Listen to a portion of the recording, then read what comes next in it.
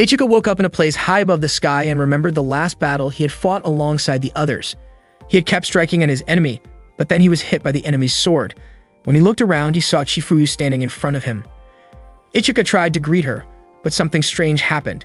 A dark aura suddenly surrounded Chifuyu and the space around her. Right after that, Charlotte appeared and grabbed Ichika by the neck, looking like she was about to end his life. Ichika struggled in pain against the choking, but before long his body weakened, and he lost consciousness. The next morning, Ichika woke up in his own room with Laura's foot pressed against his face. He could not figure out what Laura was doing.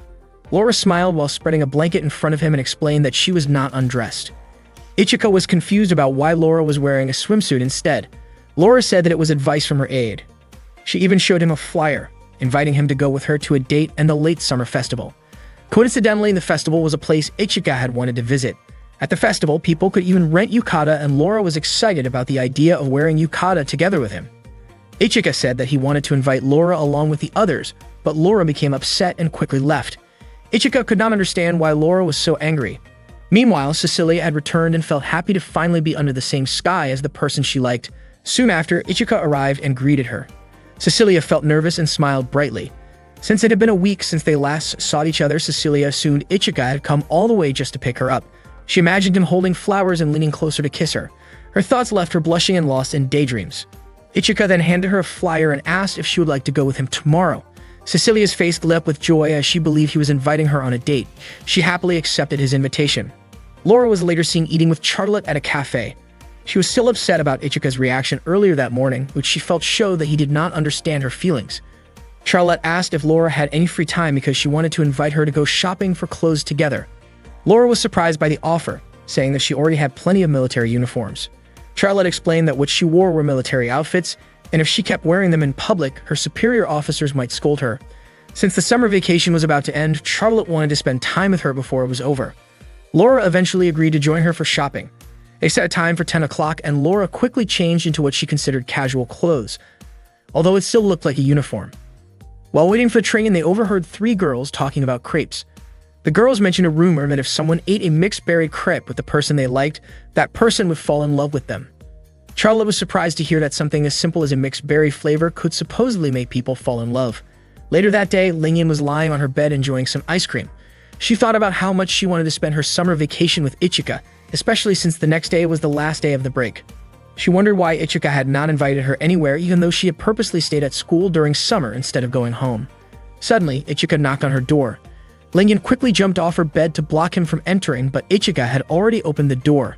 Ichika accidentally saw her in a way that made her feel embarrassed. Flustered, Lingyan reflexively shoved him out of her room. As he tumbled out, a flyer slipped from his hand and Lingyan picked it up to read it. Meanwhile, Charlotte and Laura were strolling through the mall. Charlotte asked what kind of clothes Laura wanted, but Laura still had not decided. Charlotte suggested they look for fall outfits, but Laura declined since it was still summer. Charlotte explained that girls usually buy clothes for the upcoming season. They went into a clothing store, and as soon as they entered, the customers inside were stunned by their beauty. The store clerk blushed while greeting them and even offered for them to try on the store's newest collection. Charlotte thought the clothes were a bit too thin and asked Laura what she thought. Laura said they were not bad, so Charlotte encouraged her to try them on. With a faint blush on her face, Laura stepped into the fitting room to change. Inside the changing room, Laura took off her clothes and looked at herself in the mirror, wondering if men could really find her body attractive. After a moment, she put her uniform back on. She thought about whether Ichika would compliment her if she wore something sweet and stylish.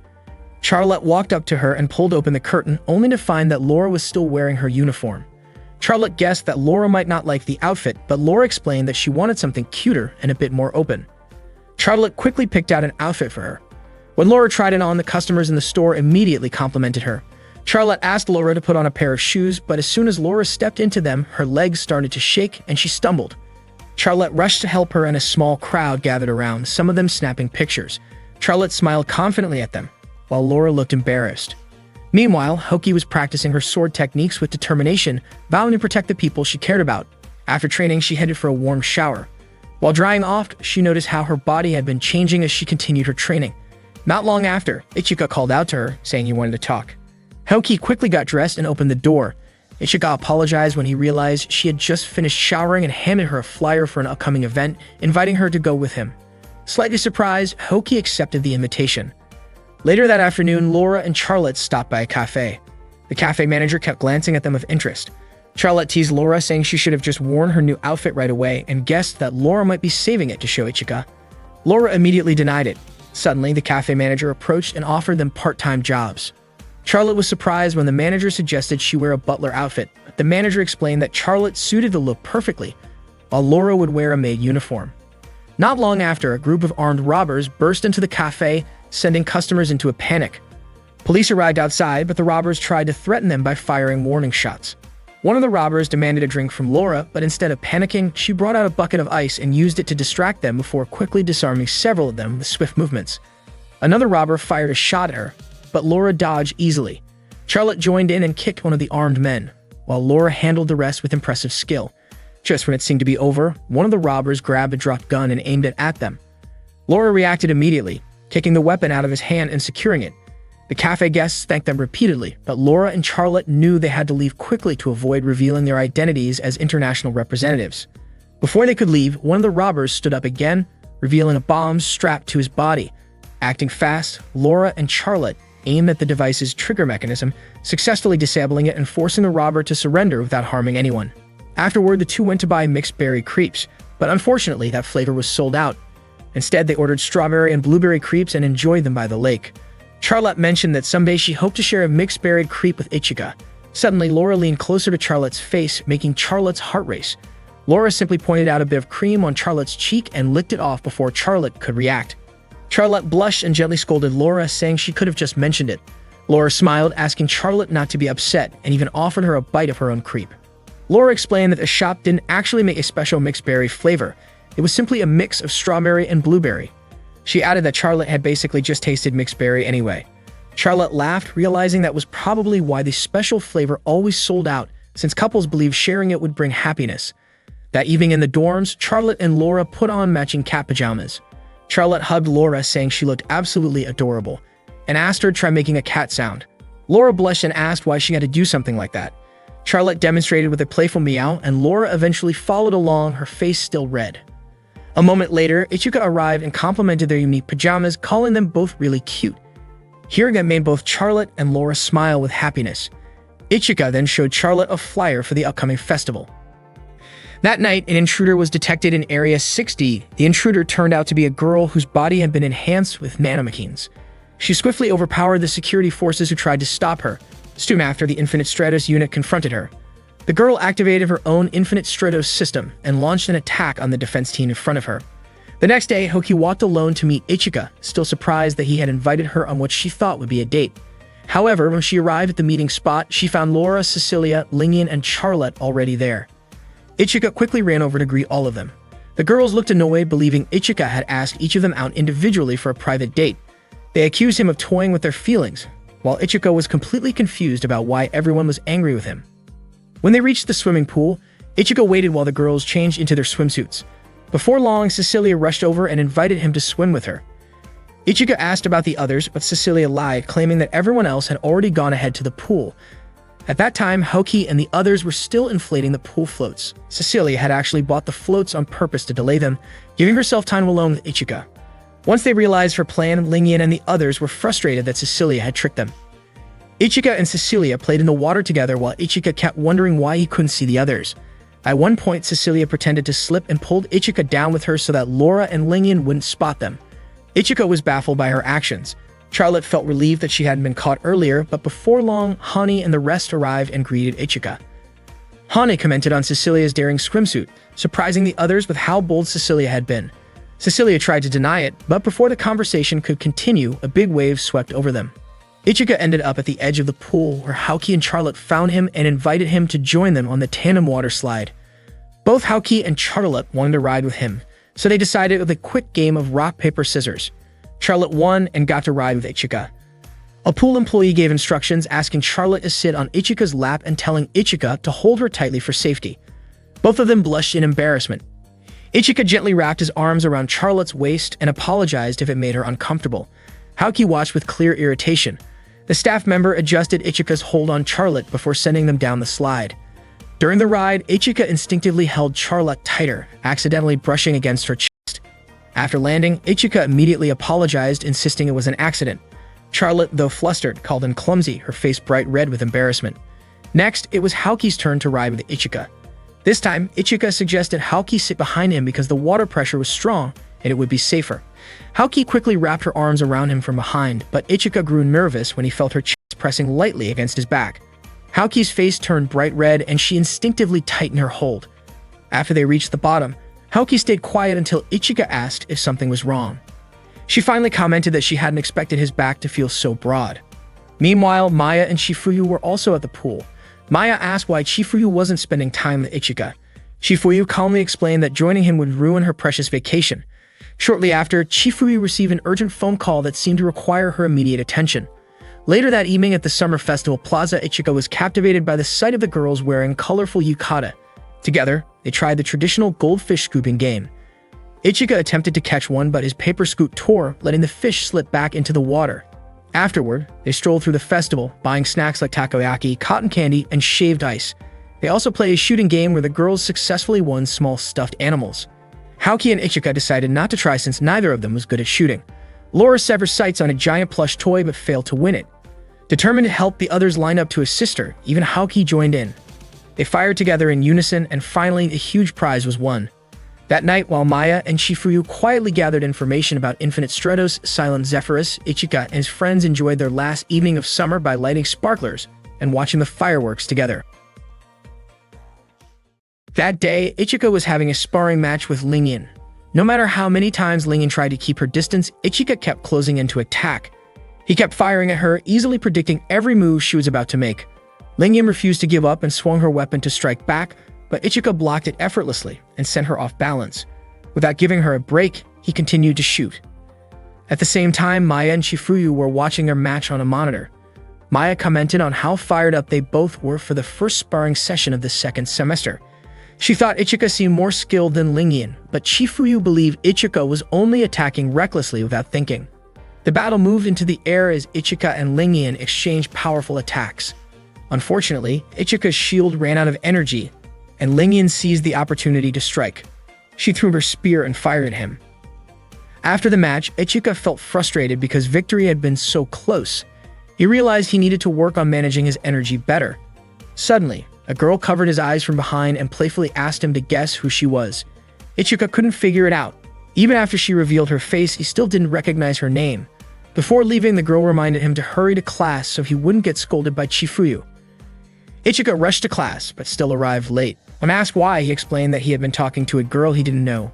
Shifuyu scolded him, accusing him of prioritizing chatting with a girl over being on time. Ichika denied it, but Shifuyu immediately told Charlotte to deal with him. Charlotte activated her Infinite Stratos and sent a few light attacks his way as a playful punishment. Later that day, Ichika attended a school assembly where the student council president was scheduled to give a speech. To his surprise, the girl he met that morning turned out to be the president. She introduced herself to the new students as Tatanashi, explaining that she had been too busy earlier in the year to greet them properly. Ichika was stunned by the coincidence, and Thabana gave him a mischievous smile. As part of the upcoming school festival, Tatanashi encouraged each class to decide on an activity together. After the assembly, Class 1-1 gathered to discuss ideas. Some of the more playful suggestions included a guest welcoming club, a Pocky game, a Twister challenge, or a King's game, all involving Ichika. He immediately rejected those ideas, thinking nobody would actually want to do them. But to his shock, the girls were excited about them, joking that Ichika belonged to all of them, and that his job was to entertain the group. Ichika asked Maya to reject those kinds of ideas, but Maya surprised him by supporting the Pocky game suggestion. Wanting something more normal, Ichika was relieved when Laura proposed a maid cafe instead.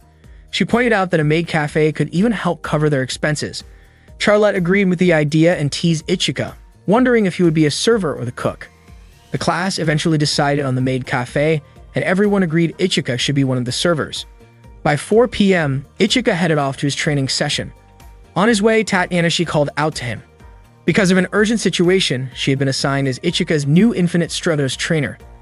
Ichika was surprised, wondering why a sudden change was needed when there were already plenty of trainers. Tatanashi calmly explained that Ichika was still too weak and that she intended to make him stronger. Ichika protested, but Tatanashi insisted and even called him very weak, which only made him more determined to prove her wrong. He challenged her to a match, agreeing that if he lost, he would follow any instructions she gave. Tatanashi accepted with a confident smile. They met in the dojo for their duel. Tanahashi explained the rules. If Ichika managed to knock her down even once, he would win, but if he couldn't continue the fight, she would be the victor. Ichika warned her not to underestimate him, while Tanahashi confidently declared she would win. The match began and Tanahashi invited him to attack however he liked. Ichika charged forward, but she effortlessly threw him to the ground. He tried again and again, only to be defeated each time. It became clear that the role of student council president carried more than just a title. Tanahashi was truly one of the strongest fighters in the school. Despite repeated failures, Ichika refused to give up, earning Tanahashi's admiration for his persistence. In one attempt, he grabbed her by the shirt to gain leverage, but in the scramble, he accidentally tugged it loose. Shocked and flustered, he quickly let go and apologized. Tanahashi teased him, joking that he owed her for catching a glimpse of something he shouldn't have seen. Before Ichika could react, she delivered a playful but firm punch, ending the match with her clear victory. That afternoon, Laura walked around looking for Ichika. She called Ichika a failed wife as she stared at her reflection, wondering if maybe he was avoiding her. While she was thinking about it, Laura noticed Eriko laughing with one of her friends. Eriko's friend pointed out that the back of her hair looked messy, which surprised Eriko. She admitted that she had woken up late and didn't have time to fix it. Her friend reminded her to keep her appearance in check so Ichika wouldn't dislike her. Hearing that, Laura immediately checked her own reflection and was shocked to see that her hair was also a bit untidy. She quickly tried to fix the back of her hair, but it was so hard to manage that she had to keep trying over and over. Chifuyu, who noticed what Laura was doing, was surprised and teased her by calling her a typical teenager. Laura tried to explain herself to her instructor, but Chifuyu lightly tapped Laura's head with a book to remind her not to call her instructor while they were in that place. Chifuyu then told Laura that Ichika was currently in front of the student infirmary inside the club building. Hearing this, Laura was startled and immediately rushed over there. Meanwhile, Ichika was having a dream where he was running toward a certain place. There he saw a girl standing and waiting for him. Their eyes met and Ichika was captivated by the girl in front of him. When he woke up, Tanahashi greeted him and Ichika was shocked to realize that his head was resting on her lap. He asked what she was doing and Tanahashi casually said she was just letting him rest there. She even playfully pressed his head back onto her lap and Ichika couldn't break free. Suddenly, Laura arrived and saw how close they were, which made her upset. Tanahashi only smiled as if teasing her. Frustrated, Laura shouted about eliminating her target, activated the weapon on her arm, and charged toward Ichika. He was so startled that he couldn't react in time, but Tanahashi easily blocked the attack. She stopped Laura, who had nearly reached Ichika. Laura then powered down her weapon. Tanahashi said she appreciated Laura's honesty about her feelings. After that, Tanahashi turned back to Ichika and invited him to start their training, leaving Laura standing in silence with nothing else she could do. At the same time, Charlotte and Cecilia were warming up before their own training session. Charlotte spotted Ichika approaching and mentioned it to Cecilia, who was surprised since she thought Ichika was supposed to be training with Laura in Arena 4 that day. Tanahashi and Ichika walked up to them and Tanahashi explained that from now on, she would be Ichika's personal trainer. Both Charlotte and Cecilia were confused about why Tanahashi was suddenly in charge of his training. Ichika explained that it was the result of their previous match, so he had to accept Tanahashi as his coach. Tanahashi then wrapped an arm around Ichika and said she was doing all of this for him. She also mentioned that she needed Charlotte and Cecilia's help. She asked them to perform the shooter flow maneuver in the circle rondo formation. Charlotte and Cecilia immediately activated their Infinite Stratos units, lifted into the air and began flying in circles while firing at each other. Ichika watched carefully from the ground as Tanahashi explained that they were shooting while controlling their units at the same time, meaning they had to stay focused to aim accurately while dodging incoming attacks. As she spoke, Tanahashi suddenly leaned close and whispered something into Ichika's ear, which startled him. Charlotte and Cecilia, distracted by what they saw, lost their focus and fell to the ground. Next, it was Ichika's turn to try. He and Cecilia flew in circles and Ichika quickly realized that it felt different than he had expected. He began firing at Cecilia, but she dodged every shot with ease. When Cecilia returned fire, Ichika failed to dodge and ended up crashing to the ground. Cecilia rushed over to check on him, but Ichika assured her he was fine and asked her to continue. Though hesitant, Cecilia agreed and they both took to the air again. Charlotte then asked whether Ichika's difficulty was because of the long-range system installed on his Byakushiki unit. Tanahashi confirmed it but explained that it wasn't the only reason. The weapon Ichika was using couldn't fire rapidly and functioned more like a sniper rifle. This meant that each shot capable of breaking through a shield was critical. Unfortunately, because of Ichika's current skill level, he was forced to rely on close-range combat instead. Even so, Ichika continued to struggle and failed to land a hit on Cecilia. After finishing his training, Ichika went straight to his room to rest, but he was shocked when he found Tatanashi waiting for him inside wearing a revealing outfit. Surprised, Ichika even stepped back outside to make sure he hadn't entered the wrong room. Tatanashi kept teasing him, and Ichika quickly went back inside and closed the door. He couldn't figure out what she was trying to do. Tatanashi was surprised to see Ichika looking so annoyed.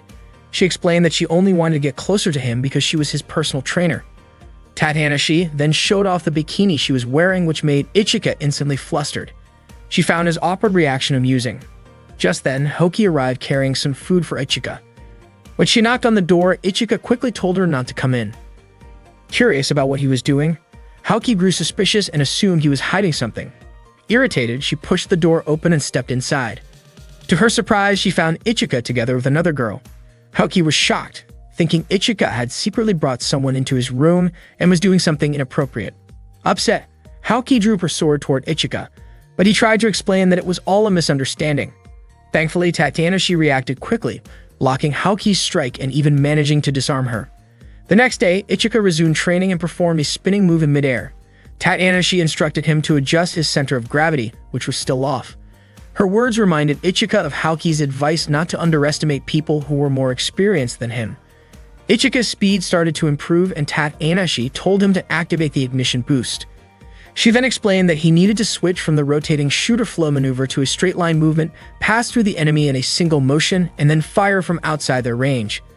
Ichika admitted he wasn't confident about doing it all at once, but Tatanashi insisted that he try. Reluctantly, Ichika attempted the move, but he lost control and crashed to the ground. Tatanashi quickly ran to him as he winced in pain.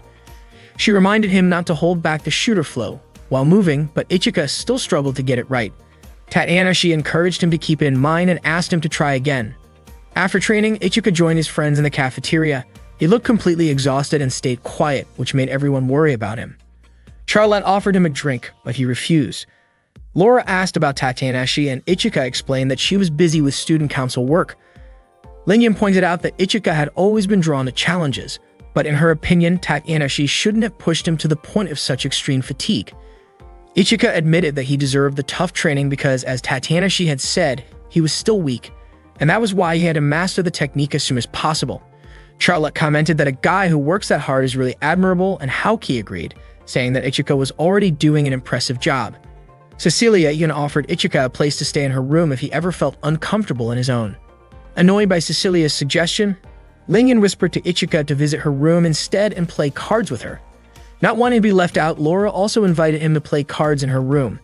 Hoki quickly jumped in, offering to play Hanaruda, while Cecilia added that he could try tarot cards with her. Charlotte gently reminded everyone to stop arguing, pointing out that Ichika had already fallen fast asleep. They all turned their eyes to Ichika's tired face, realizing just how hard he had been pushing himself in training. Late at night, Ichika was brushing his teeth when he suddenly heard a girl's voice calling to him from inside his room. Curious, he went to check and was startled to find Tatanashi lying on his bed wearing a surprisingly revealing outfit. His heart raced and he quickly retreated back to the bathroom with his face turning bright red after seeing her like that. Tatanashi casually asked why he was acting so nervous. Flustered, Ichika shouted from behind the door, asking her to dress properly. Tatanashi insisted that her outfit was perfectly fine, but Ichika begged her to at least put on some pants. When she tried to open the bathroom door, Ichika held it shut, refusing to let her in. Tatanashi playfully called out, asking Ichika to give her a nice shoulder massage to help her relax before the school festival the next day. Ichika hesitated, worried that the situation might become awkward if he agreed. Tatanashi teased that she might have to force the door open if he kept hiding. Still, Ichika refused to unlock it. Eventually, Tatanashi used a small gadget from her equipment to break the lock. The door swung open, surprising Ichika so much that he stumbled backward. Tatanashi lost her balance as well and accidentally landed on top of him. Laughing it off, she reminded him again about the massage. With no way to escape the situation, Ichika reluctantly gave in and helped her loosen her stiff shoulders, keeping the interaction as polite as possible. The next morning, the long-awaited school festival finally began. Charlotte wore a classic maid outfit and greeted visitors with a warm smile, while Ichika dressed as a butler and helped guide guests into the maid cafe. The visitors lined up excitedly, many of them thrilled to see Ichika in his butler uniform and eager to take photos with him. Not long after, Lingyan arrived wearing a traditional Chinese dress and asked Ichika to escort her to a table. Ichika was surprised by her outfit, and Lingyan explained that her class, 1-2, was running a Chinese-themed cafe, so she had no choice but to dress the part. Ichika complimented her hairstyle, saying it looked different from usual and suited her perfectly. Lingyan blushed at the compliment but tried to hide her reaction, urging him to hurry and show her to her seat. Her face grew even redder when Ichika jokingly referred to her as princess. After handing her the menu, Ichika invited Lingyan to place an order. While reading it, she noticed a special set called Service for your server and asked what it meant. Trying to avoid an awkward explanation, Ichika recommended the popular cake set instead, but Lingyan became curious and decided to order the mysterious special anyway. A few minutes later, Ichika returned with a drink and a box of Pocky sticks and unexpectedly sat down beside her. Lingyan, confused, asked why he was sitting next to her. Ichika explained that the set involved a playful snack-feeding service. Lingyan was surprised by the concept and asked why a customer would need to feed the server. Ichika admitted he wasn't exactly comfortable with it himself and assured her it was perfectly fine if she wanted to skip it. Lingyan's cheeks turned pink as she shyly agreed to go along. She carefully offered a Pocky stick to Ichika, who accepted it, and then she asked him to return the favor. Before anything else could happen, Haoki suddenly stepped in and reminded them that the cafe's regular service did not actually include that kind of activity. Lingyan pouted in mild embarrassment and quickly munched on the snack herself. Ichika, watching her eat, remarked that she looked adorable.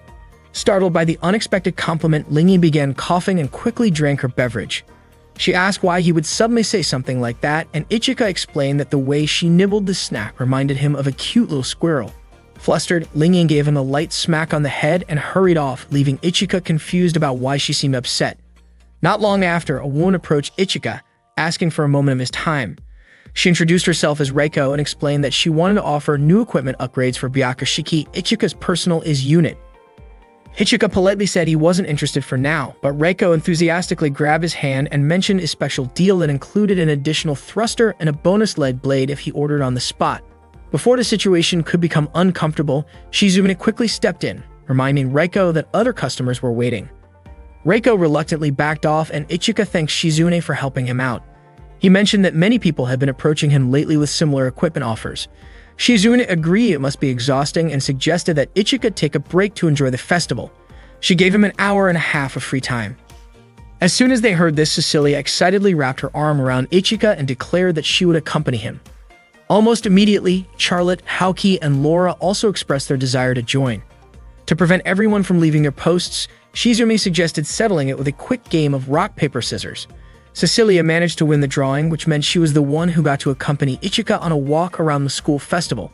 They stopped by a booth featuring brass instruments, and Ichika decided to give one a try. To Cecilia's surprise, he turned out to be pretty good at playing it. Someone even invited him to join the music club, but he politely turned the offer down and asked if Cecilia might be interested instead. Cecilia admitted that she had never played a brass instrument before. Ichika found that unexpected, since she gave off the refined aura of someone who would be great at it. Hearing Ichika call her a noble lady made Cecilia blush. Ichika then handed her the instrument, encouraging her to try it out.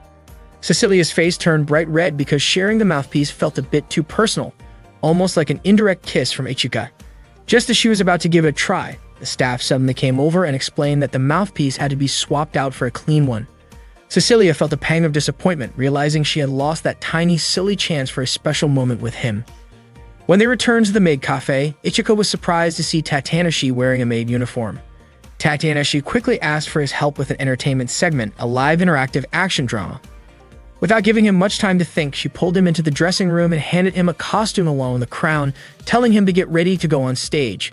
Ichika protested that he hadn't read the script at all, but Tatanashi assured him that he didn't need to worry because he could just improvise, and she would guide him as needed. She encouraged him to simply have fun and do his best. The performance soon began. The play turned out to be a wild reinterpretation of the Cinderella story. Ichika stood on stage looking completely lost as slides projected onto the backdrop explained the plot. This version of Cinderella wasn't just about a simple rival. Instead, the Cinderellas were fierce fighters who had survived many battles, making them worthy of the title. Ichika was stunned by how intense the story sounded. According to the narration, anyone who wanted to uncover the secret hidden inside the prince's crown would have to fight for it. The chaos started with the dramatic entrance of a battle-hungry Cinderella. Lingyan suddenly dropped down from above, demanding that Ichika hand over the crown on his head.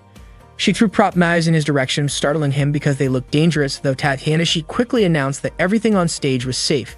Ichika ran for cover, trying to block Lingen's attacks, but she proved to be incredibly strong and even showed off some powerful kicks. Ichika nervously reminded her that she was wearing glass slippers, but Lingen didn't seem concerned, saying that the slippers were tougher than they looked. Lingen kept up her relentless assault while Ichika dodged frantically, completely baffled by how extreme this so-called play was getting. Suddenly, shots from a mock sniper rifle rained down on him. Ichika sprinted across the stage to avoid the fire, confused about what was happening. Above him, Cecilia had taken position as a sharpshooter.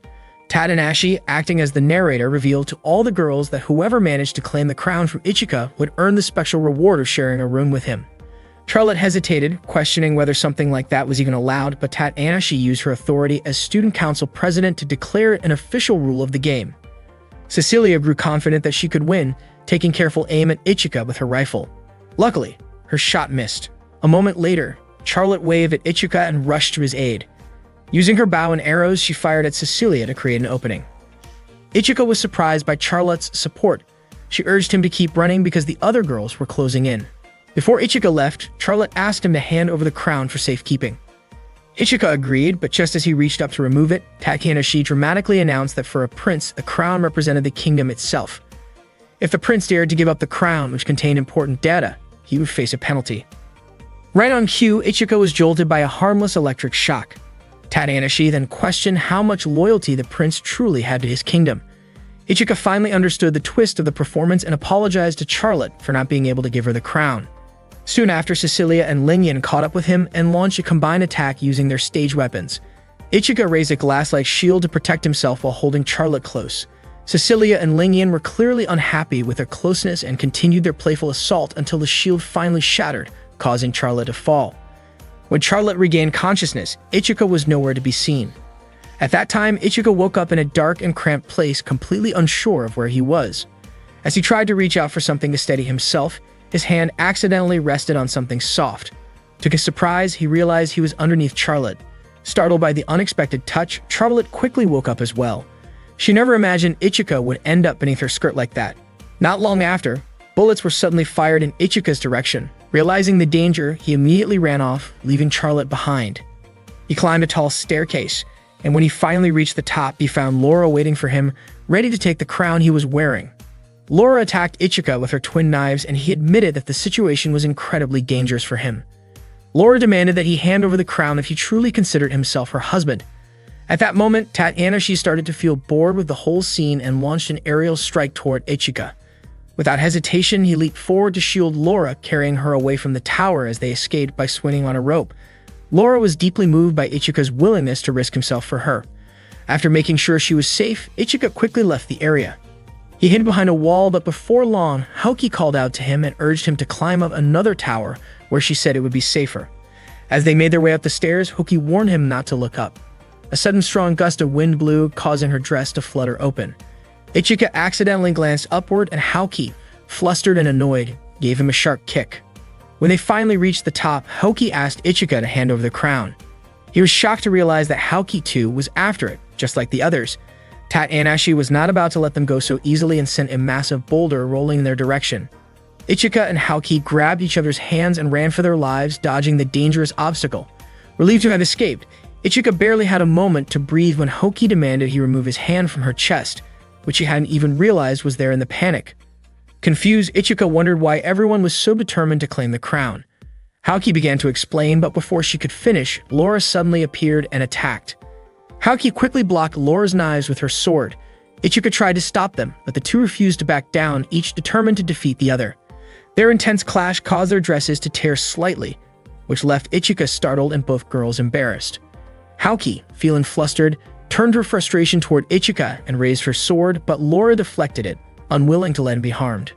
Suddenly, the gates burst open, revealing that Tanahashi had intentionally unlocked them so the other girls could join the competition for Ichika's crown. One after another, the girls charged forward, calling out to Ichika and inviting him to live happily with them. Seeing the overwhelming crowd, Ichika bolted to save himself. While he was running, a hand suddenly grabbed him and pulled him into an underground chamber. It was Reiko, who had seized the chance to confront him. She intended to take Byakushiki from Ichika and immediately kicked him down to gain the upper hand. Surprised, Ichika demanded to know who she really was. Reiko revealed that she was the mysterious beauty who had disguised herself as a company sales representative. Without wasting any time, she revealed her true form. Feeling threatened, Ichika activated Byakushiki. Reiko, who had been waiting for this moment, prepared herself as the two of them stood ready for battle. Ichika activated Byakushiki to face Reiko, who immediately launched her attack. Ichika managed to dodge it, which made Reiko admit that he was more skilled than she had expected. Ichika already knew that Reiko came from the Mitsurugi family, but he was surprised that she used the last name Makigami. Reiko explained that she had to use the Makigami name out of necessity. Without warning, Reiko set off an explosion in the area and activated her Infinite Stratos, Araction, a spider-shaped unit equipped with deadly poison. She kept firing at Ichika while laughing, and with the many arms and legs of her unit, her attacks overwhelmed him. Ichika could not understand why Reiko was attacking. Reiko responded by asking if Ichika still had no idea about the situation. She then toppled a nearby locker toward him, but Ichika quickly aimed his weapon, forcing Reiko to dodge and cling to the wall. Still laughing, Reiko revealed that she belonged to a dangerous organization. She asked if Ichika had ever heard of Lady Autumn from the secret group known as Phantom Task. Ichika had no idea what she was talking about. Reiko said that if he truly did not know, then she would tell him everything before finishing him off. She kept firing, but Ichika skillfully avoided the shots. He leaped upward and brought his weapon down from above, but Reiko easily predicted his move and blocked the strike. Ichika attacked again, but Reiko countered every attempt. With her many limbs and strong armor, defeating her seemed nearly impossible. Ichika dove beneath her and swung his sword upward, finally landing a hit. He tried to press the advantage, but Reiko struck back and cornered him, unleashing a barrage of shots that drained his shield energy. Ichika quickly broke free and attacked again, earning more praise from Reiko, who continued her relentless assault. At that moment, Maya saw on the monitor that an unknown Infinite Stratos was fighting Ichika inside the changing room and immediately reported it to Chifuyu. Chifuyu had suspected that enemies might appear during the school festival, but had not expected only one to show up. She instructed Maya to keep monitoring for enemy reinforcements and ordered the students to begin evacuation. Meanwhile, Cecilia and the others were searching for Ichika. Laura blamed her teammates for interfering with matters involving him. Cecilia criticized Charlotte for trying to protect Ichika. Suddenly, an emergency announcement informed all students that an unidentified Infinite Stratos was battling Ichika in the changing room. Everyone was shocked by the news. Maya called for all students with their own Infinite Stratos units to activate and deploy. The girls immediately powered up their units. Chifuyu ordered Cecilia and Lingyan to patrol the school perimeter while instructing Charlotte, Laura, and Haoki to assist Ichika in the changing room. They rushed to the scene without hesitation. Inside, Reiko continued firing at Ichika. He realized that his dodging movements matched the training he had practiced before and remembered the lessons Tat Anashi had taught him. He immediately put those techniques into action. Reiko kept shooting until she eventually ran out of ammunition. Seizing the chance, Ichika used his ignition boost, but Reiko quickly ensnared him in her spider webs.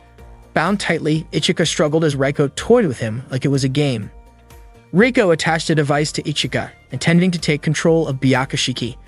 Ichika cried out in pain as she revealed that Phantom Task was the organization responsible for kidnapping him during the second Mondo Grosso. She mockingly called their encounter a touching reunion. Memories of his past abduction and Chifuyu rescuing him flashed through Ichika's mind. He tried to break free but was powerless. Reiko declared that once she eliminated him, her mission would be complete.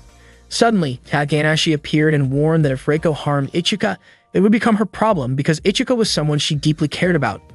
Reiko was shocked that Takanashi had entered despite the area being locked down. Takanashi calmly explained that there was a reason she had become the student council president. Frustrated, Reiko attacked, and to Ichika's horror, she managed to overpower Takanashi. Elsewhere, Cecilia and Lingyan were patrolling when they detected a high-speed Infinite Stratos heading their way.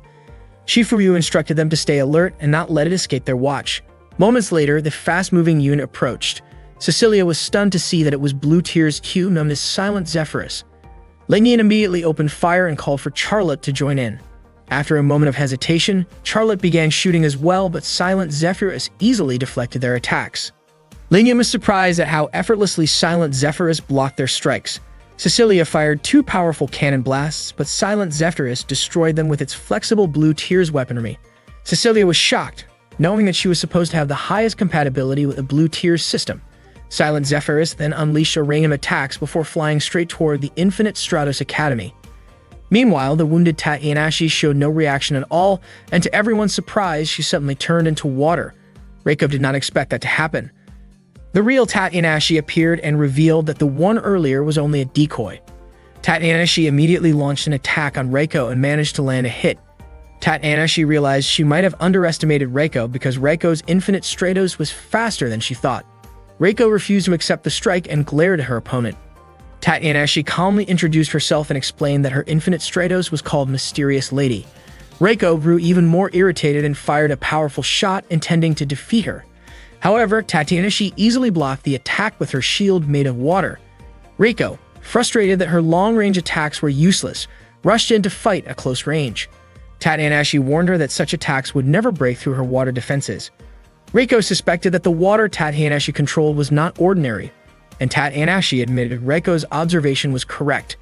The water was in fact enhanced with nanomachines powered by infinite Stratos energy. Tatsunashi then asked if Reiko knew that the student council president at the Infinite Stratos Academy was considered the strongest.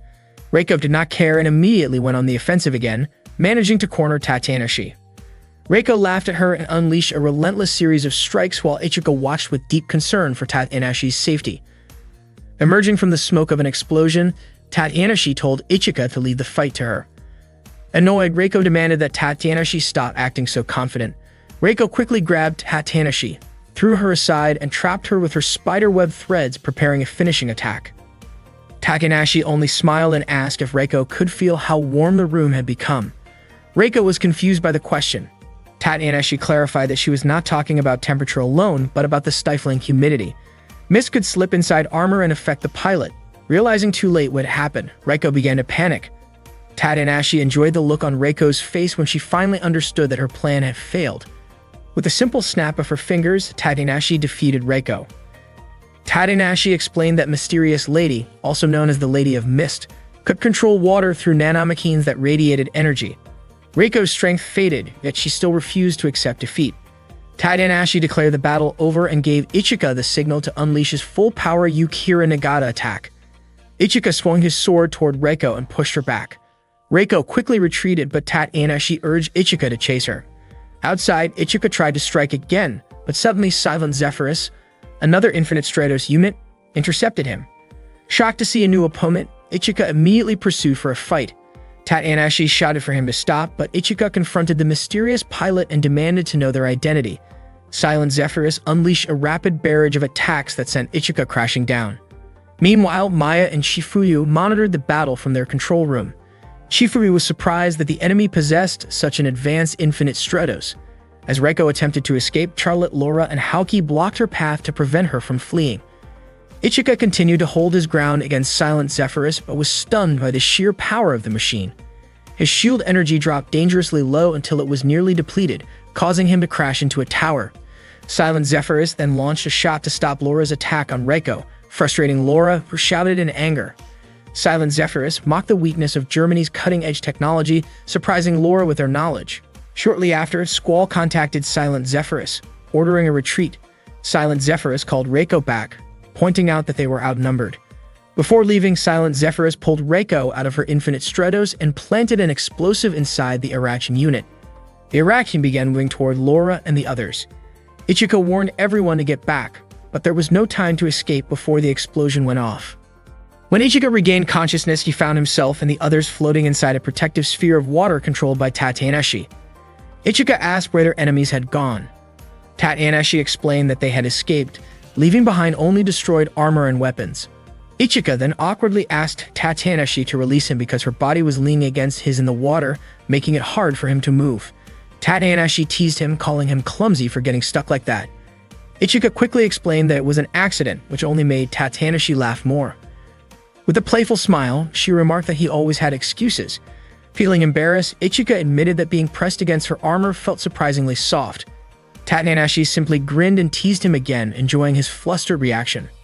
Meanwhile, Maya and Shifuyu were busy identifying the two Infinite Stratos units that had attacked them. The one that was destroyed turned out to be a Irachian, while the second was Blue Tears U, a new model called Silent Zephyrus that had just been stolen from England. Both enemies claimed to be members of Phantom Task, and it seemed that their next target was Byakushiki. Maya commented that there was still a lot they did not know about Byakushiki. It was revealed that Chifuyu had been the one who ordered Tatanashi to stay close to Ichika.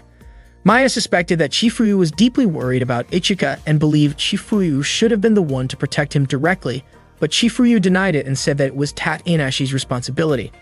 At the same time, Reiko scolded M, the pilot of the Silent Zephyrus, because she disliked the fact that M had stepped in to help her. Reiko grew upset and moved as if she might attack M, but Squall arrived in time to stop them. Squall calmly asked Reiko to let go of her anger. After that, M walked away, thinking that everything that had just happened was completely ridiculous. Squall then instructed M to run a full check on the Silent Zephyrus since the unit still needed fine-tuning, and left to carry out the order, retreating to her room. Alone, she quietly muttered that she would soon take her revenge. She expressed a strong desire to see Chifuyu again and even kept a photo of Chifuyu inside a locket she wore around her neck. Later that night, Tatanashi explained to Ichiko why she had to stay near him. She told him that her mission was to protect him from enemies who wanted to harm him and that her family was well known for handling assignments like this. Since the situation had calmed down, Tatanashi mentioned that she planned to rest soon. She apologized if her presence felt a little too close and asked if Ichika would feel lonely without her around. Ichika grew nervous and struggled to answer her question. Tatanashi then showed him a crown she had earned and explained that whoever claimed that crown would become Ichika's new roommate. Ichika was surprised because he had not heard anything about this arrangement. Tatanashi smiled and said that she had already informed the other girls about it. Ichika wondered what she was really planning, but Tatanashi simply said it did not matter because what truly counted was that she had won the crown, which gave her the right to share a room with him. As Tatanashi leaned a little closer, Ichika became even more flustered. That night, they ended up staying in the same room, and Tatanashi wished Ichika a gentle good night. One night, Ichika was asked by Maya to deliver some books to a certain room inside the Infinite Stratos Academy. Maya even gave him a map to help him find the place. Ichika walked through the long hallways, noticing how the security cameras followed his every step. He realized for the first time that the Infinite Stratos Academy was much bigger than he had imagined. At that moment, a monitor showed Ichika's movement as he passed Charlotte's location and headed toward the room marked on the map. When he finally arrived at the door labeled M38, Ichika opened it and called out for Maya, but there was no response. Wondering if he had entered the wrong room, he checked the map again. Suddenly, the door closed by itself.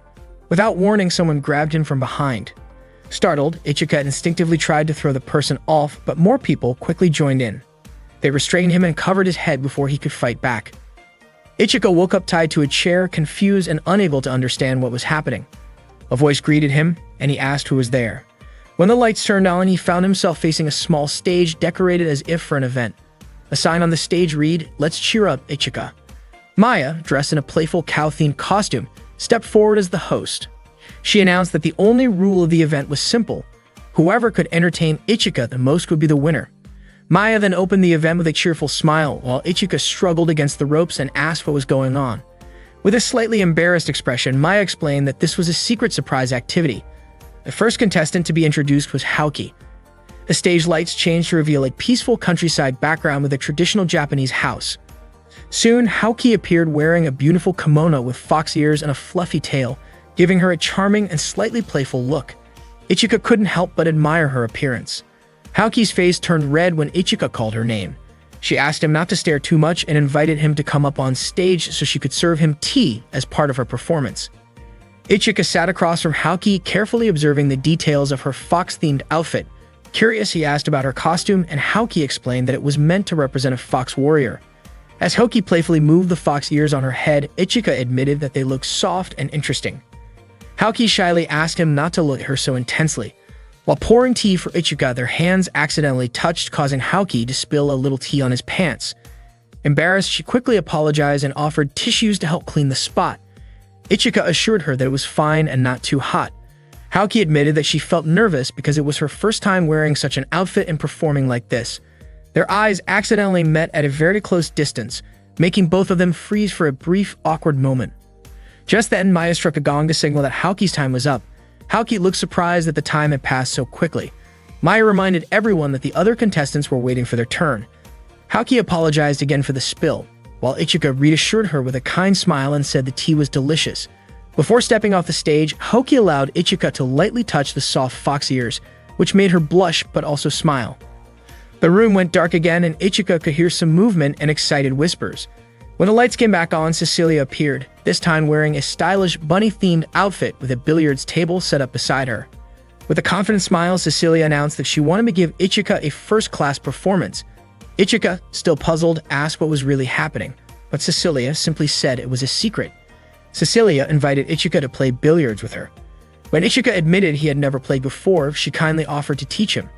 After setting up the balls, Cecilia demonstrated how to hold the cue stick and aim at the target ball. Her movements were smooth and precise as she explained the rules, telling Ichika to start by hitting the balls in order from the lowest number. One by one, Cecilia skillfully sank the balls into the pockets, impressing Ichika with her talent. Meanwhile, Haoki looked bored as she watched how close they were getting. It was Ichika's turn to shoot the ball into the pocket, but he hesitated when he was about to take the shot. Cecilia stepped closer and wrapped her arms around him from behind. Her face turned red as she gently told him not to be so tense. She held his hands to help guide his aim, leaning close against his back. Ichika trembled a little and asked Cecilia not to stand so close. Cecilia softly whispered that he needed to stay focused. Of course, it was hard for Ichika to concentrate with Cecilia hugging him that tightly. Seeing this, Haoki grew annoyed and said Cecilia was going too far. Ichika finally took the shot and managed to sink the ball into the pocket. Both Ichika and Cecilia were thrilled, and just then Maya struck the gong to signal that the time was up. Cecilia held onto Ichika's arm and praised his skill.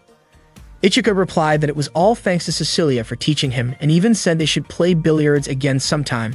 Cecilia's face lit up with excitement when she heard that. Suddenly, the lights went out and then flickered back on. Ichika realized it was the elevator, and the third participant was Charlotte. She arrived wearing a striking costume that caught everyone's attention. Charlotte greeted Ichika and asked if he was having fun. Ichika was surprised to see her there and asked about the outfit she was wearing.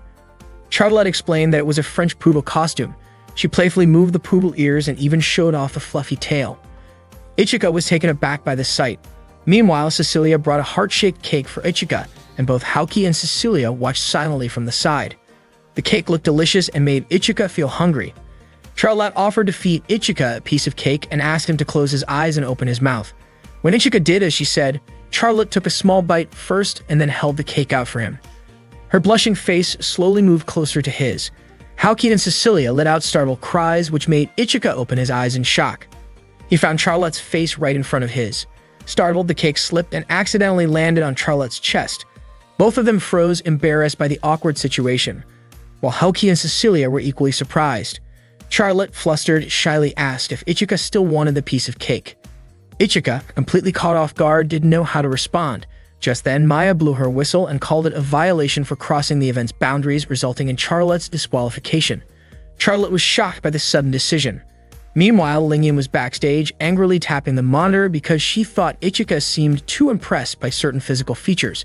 Suddenly, Laura approached her and asked for help zipping up her costume. Lingyan helped zip it and adjusted the headband with bunny ears that Laura was wearing. Once ready, Laura headed to the stage. Not long after, someone tapped Lingyan on the shoulder, surprising her. On stage, Laura introduced a game involving a machine filled with balloons. She was dressed in a black bunny outfit. Ichika asked what the equipment was for, and Laura explained that it was for a dart game, where anyone who hit the target could win a special prize. Laura threw a dart, and the machine released a prize ball containing a coupon for free meals in the school cafeteria for an entire week. Ichika was excited by the prize and took his turn. His dart hit the target perfectly. When the prize ball opened, it unexpectedly revealed one of Laura's personal swimsuits. Laura blushed and was confused about how that ended up inside. Maya explained that due to budget issues, some of the prizes were actually Laura's own belongings. Laura turned bright red but said Ichika could keep it if he really wanted. Before anything else could happen, the lights went out again even though it wasn't scheduled. Suddenly, someone called out and grabbed Ichika's hand, pulling him down. It turned out to be Tatanashi, who playfully spoke in a cat-like tone while teasing him. She leaned over him with a mischievous grin, commenting that it was no wonder so many girls liked him. Ichika, flustered and uncomfortable, quickly pushed her away. Tatanashi said she wanted to introduce him to another girl who was sweet and quiet. Her face moved closer to his, making Ichika nervous, and he asked her to let him go. Before things could get more awkward, the lights came back on and Lingyan rushed in, kicking at Tatanashi to stop her. Lingyan demanded that Tatanashi return the costume she was wearing. Tatanashi apologized, saying she was just having fun and wanted to join the event. She jokingly complained that the costume felt tight around the chest, which made Lingyan glare in irritation. Lingyan snapped, accusing Ichika of always staring at girls. Ichika looked confused, not understanding what she meant. Tatnanashi wrapped her arm around Ichika's and teasingly asked if it was true. Suddenly, a dart came flying and hit Ichika's clothes. It was Laura, glaring with an angry expression. Ichika quickly apologized and promised to explain everything. Meanwhile, Tatnanashi took the chance to slip away. Moments later, Maya called all the girls back to the stage, announcing that the final part of the event was about to begin. They quickly headed to the stage to watch the final event. To everyone's surprise, Shifuyu appeared wearing a maid costume while carrying ice cream. The girls were shocked to see her like that, and even Ichika never expected Shifuyu to join the event. Charlotte stopped Ichika from speaking and asked him to open his mouth so she could feed him a spoonful of ice cream. The stage event suddenly turned into a birthday celebration for Ichika. Only then did Ichika realize that it was actually his birthday. Everyone shouted together to wish him a happy birthday. Ichika said they really didn't need to go through all that trouble just for his birthday. Shifuyu explained that Ichika always forgot about his own birthday. It turned out they had planned the surprise so that he would have a wonderful memory of the day. According to Charlotte, Ichika's birthday was something truly important. Laura admitted that the costume contest was actually her aide's idea. Ichika felt overjoyed and thanked everyone sincerely. Haoki was relieved that Ichika liked the surprise, and Charlotte said that even though it was a little embarrassing, they had all given their best effort. Maya commented to Chifuyu that the event turned out great, but Chifuyu responded with her usual calm, almost expressionless manner. Ichika thanked Maya for guiding the whole event. He also admitted that he never imagined Chifuyu would wear a maid costume, and it had been a long time since he celebrated a birthday with her. Shifuyu, a bit embarrassed, acknowledged it, which made Ichika ask her to repeat it, just to be sure he heard it right. Maya then asked Ichika who made him the happiest that day. The question caught Ichika off guard, and all the girls eagerly waited for his answer. After thinking for a moment, Ichika said that it was probably Chifuyu who made him the happiest. The mood instantly shifted as the girls' expressions turned intimidating and sad after hearing his reply. Ichika had no idea why they reacted that way. Chifuyu could only remark that Ichika was truly clueless. The girls then shouted at Ichika in frustration and playfully ganged up on him in protest. Afterward, Ichika walked outside alone, still confused about why the girls were so upset. Even so, he felt genuinely happy about the day's events. Before long, he sensed someone following him from behind. When he turned around, he saw a girl staring sharply at him. She began to approach, and Ichika was startled to see that her face looked almost exactly like Chifuyu's. The girl denied being Chifuyu and introduced herself instead. She praised Ichika for his efforts the day before. Only then did Ichika realize that she was the pilot of the Silent Zephyrus. The girl introduced herself as Oromura Madoka and declared that, in order to remain true to herself, she would have to defeat him. Madoka then raised a gun and fired a shot in Ichika's direction. Madoka introduced herself to Ichika and immediately opened fire at him. Ichika quickly leaped aside to dodge her shots.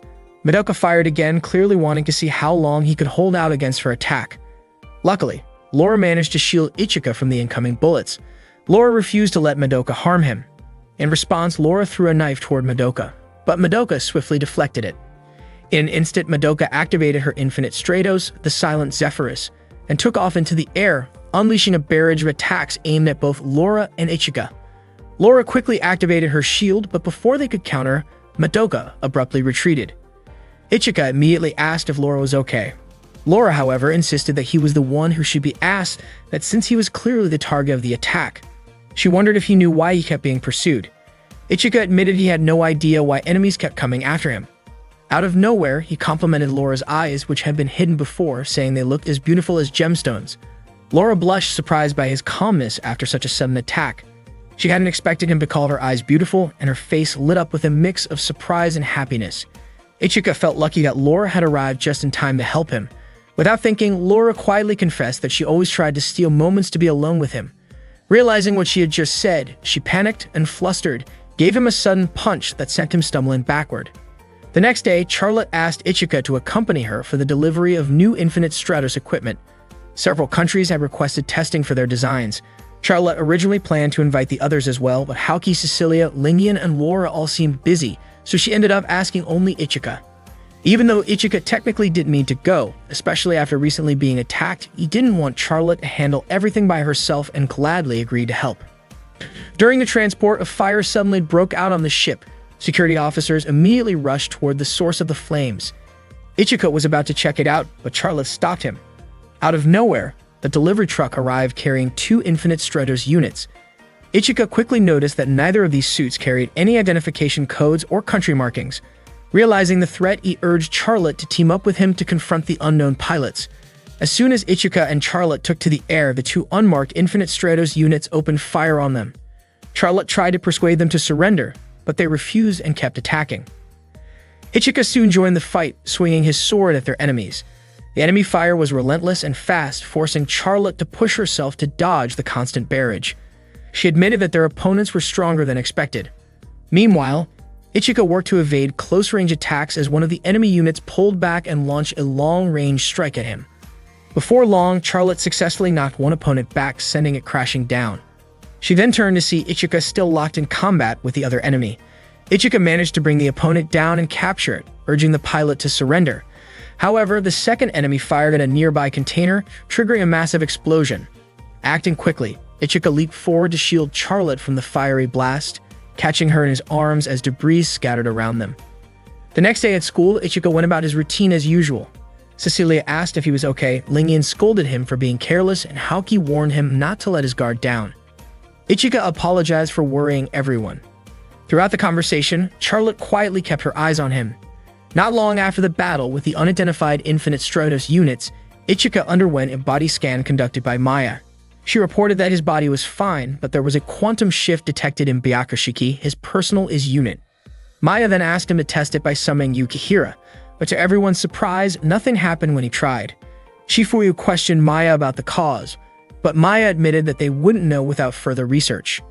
Shifuyu then requested that Ichika hand over Byakushiki for safety reasons. Ichika hesitated, concerned that Phantom Task might strike again at any moment.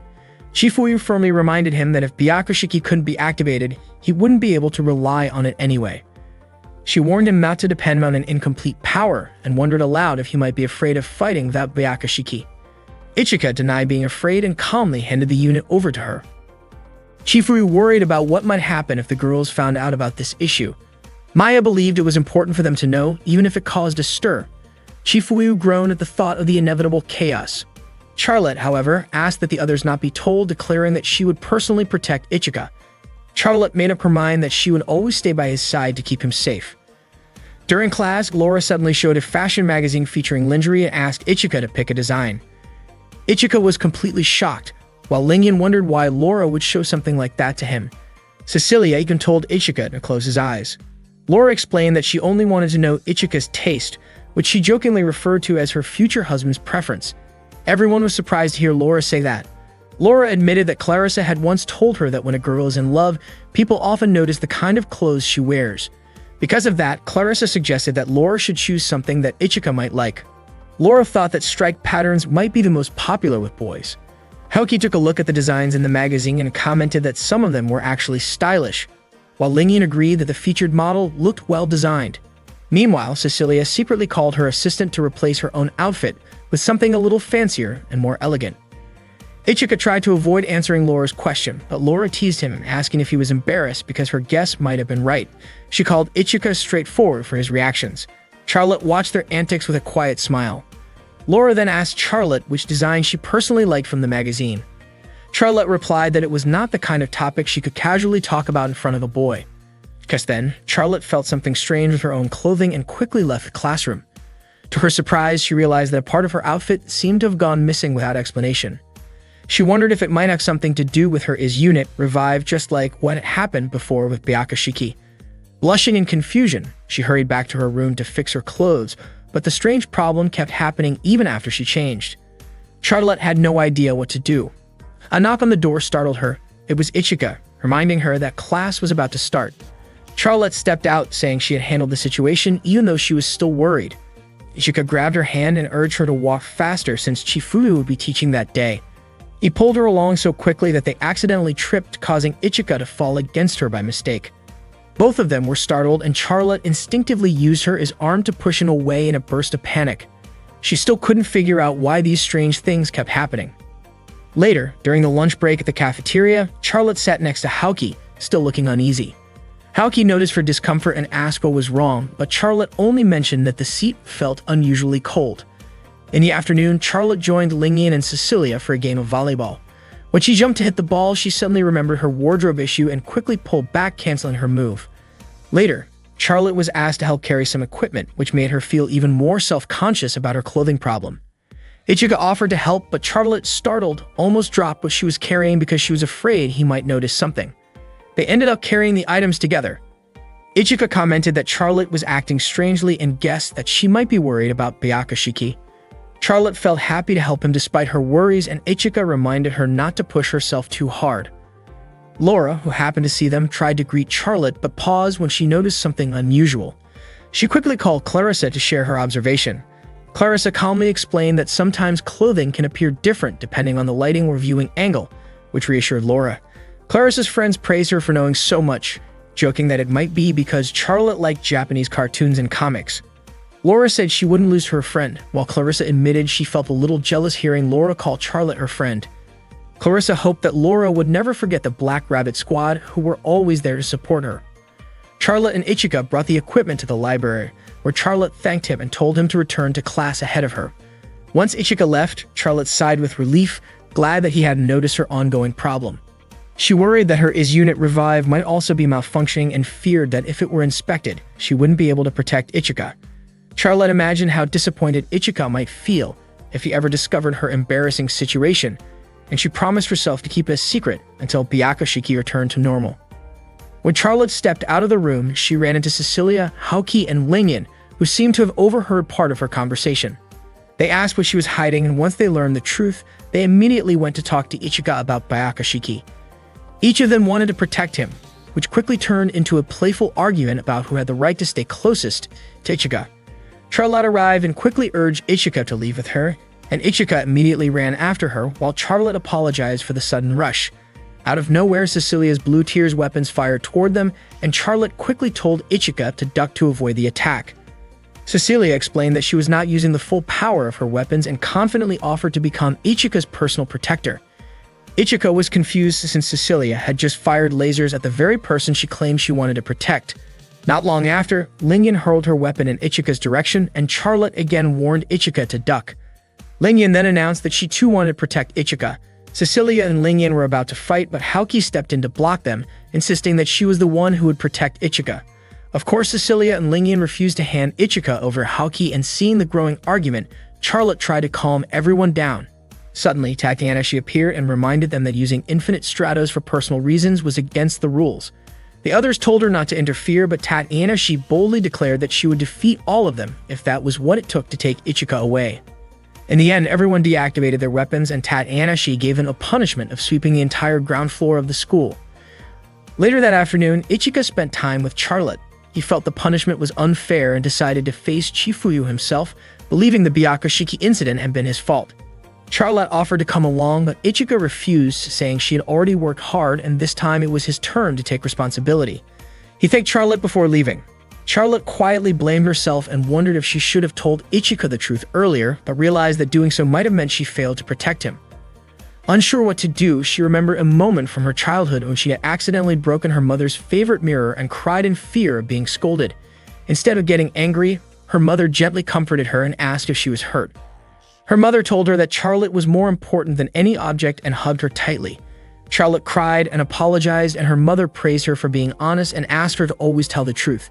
Remembering those words, Charlotte made up her mind to be honest with Ichika, believing he would not hate her. She called out to Ichika, determined to reveal her secret. Nervously, she tugged at her skirt, which startled Ichika, and Charlotte pleaded with him to look so she could show him what she had discovered. Before she could finish lifting her skirt slightly, Laura suddenly appeared and interrupted the moment. Laura leaned over to peek and casually remarked that Charlotte was wearing regular underwear. Charlotte was shocked and then realized that she was, in fact, wearing normal underwear again, which meant everything had returned to normal. Overjoyed, Charlotte excitedly pointed this out to Ichika, but Ichika kept turning his face away in embarrassment. Feeling flustered, Charlotte accused him of being pervy, even though Ichika had no idea why she said that. Meanwhile, Maya reported new information to Chifuyu. She explained that an unfinished Infinite Stratos unit had been shipped using a new method of quantum alteration. Chifuyu suspected it had already been destroyed during an attack, which would explain the strange effect on Byakushiki. Maya felt relieved that the issue was only temporary and would soon return to normal. She was glad Ichika was safe, but Chifuyu pointed out that the situation had partly been caused by Ichika's own carelessness.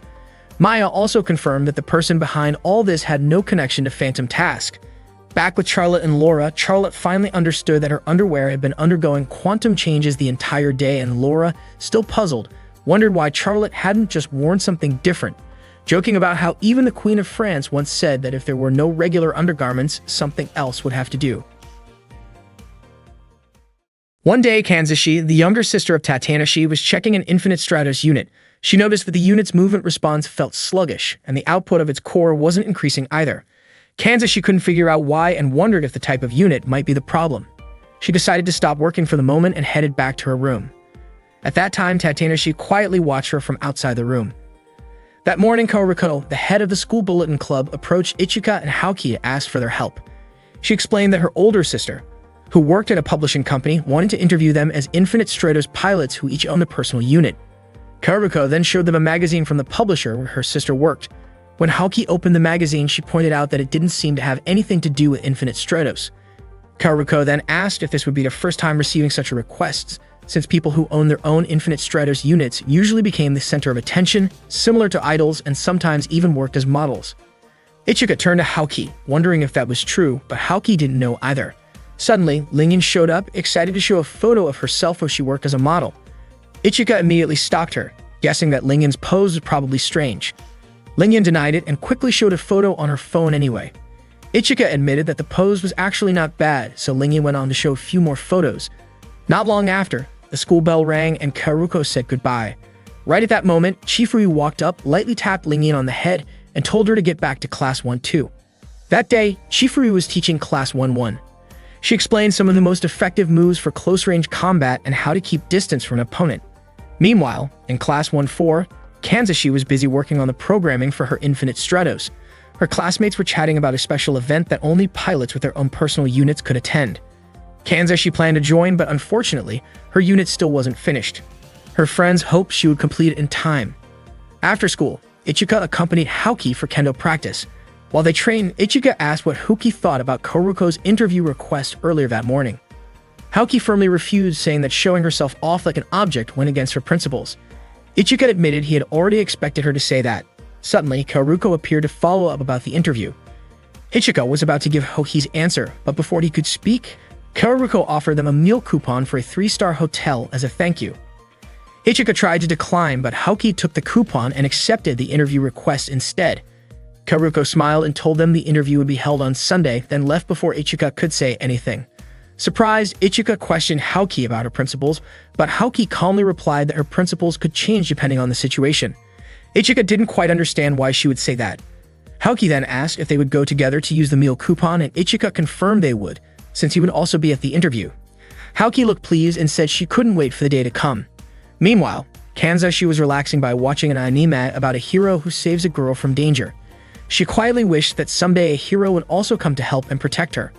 On Sunday morning, Ichika and Haoki went to meet Nagisako, Kaoruko's older sister, for the interview. Nagisako greeted them warmly and introduced herself as an assistant editor for Infinite Stripes magazine. Ichika and Haoki introduced themselves as well. Nagisako began the interview by asking Ichika how it felt to be the only male student at an all-girls school.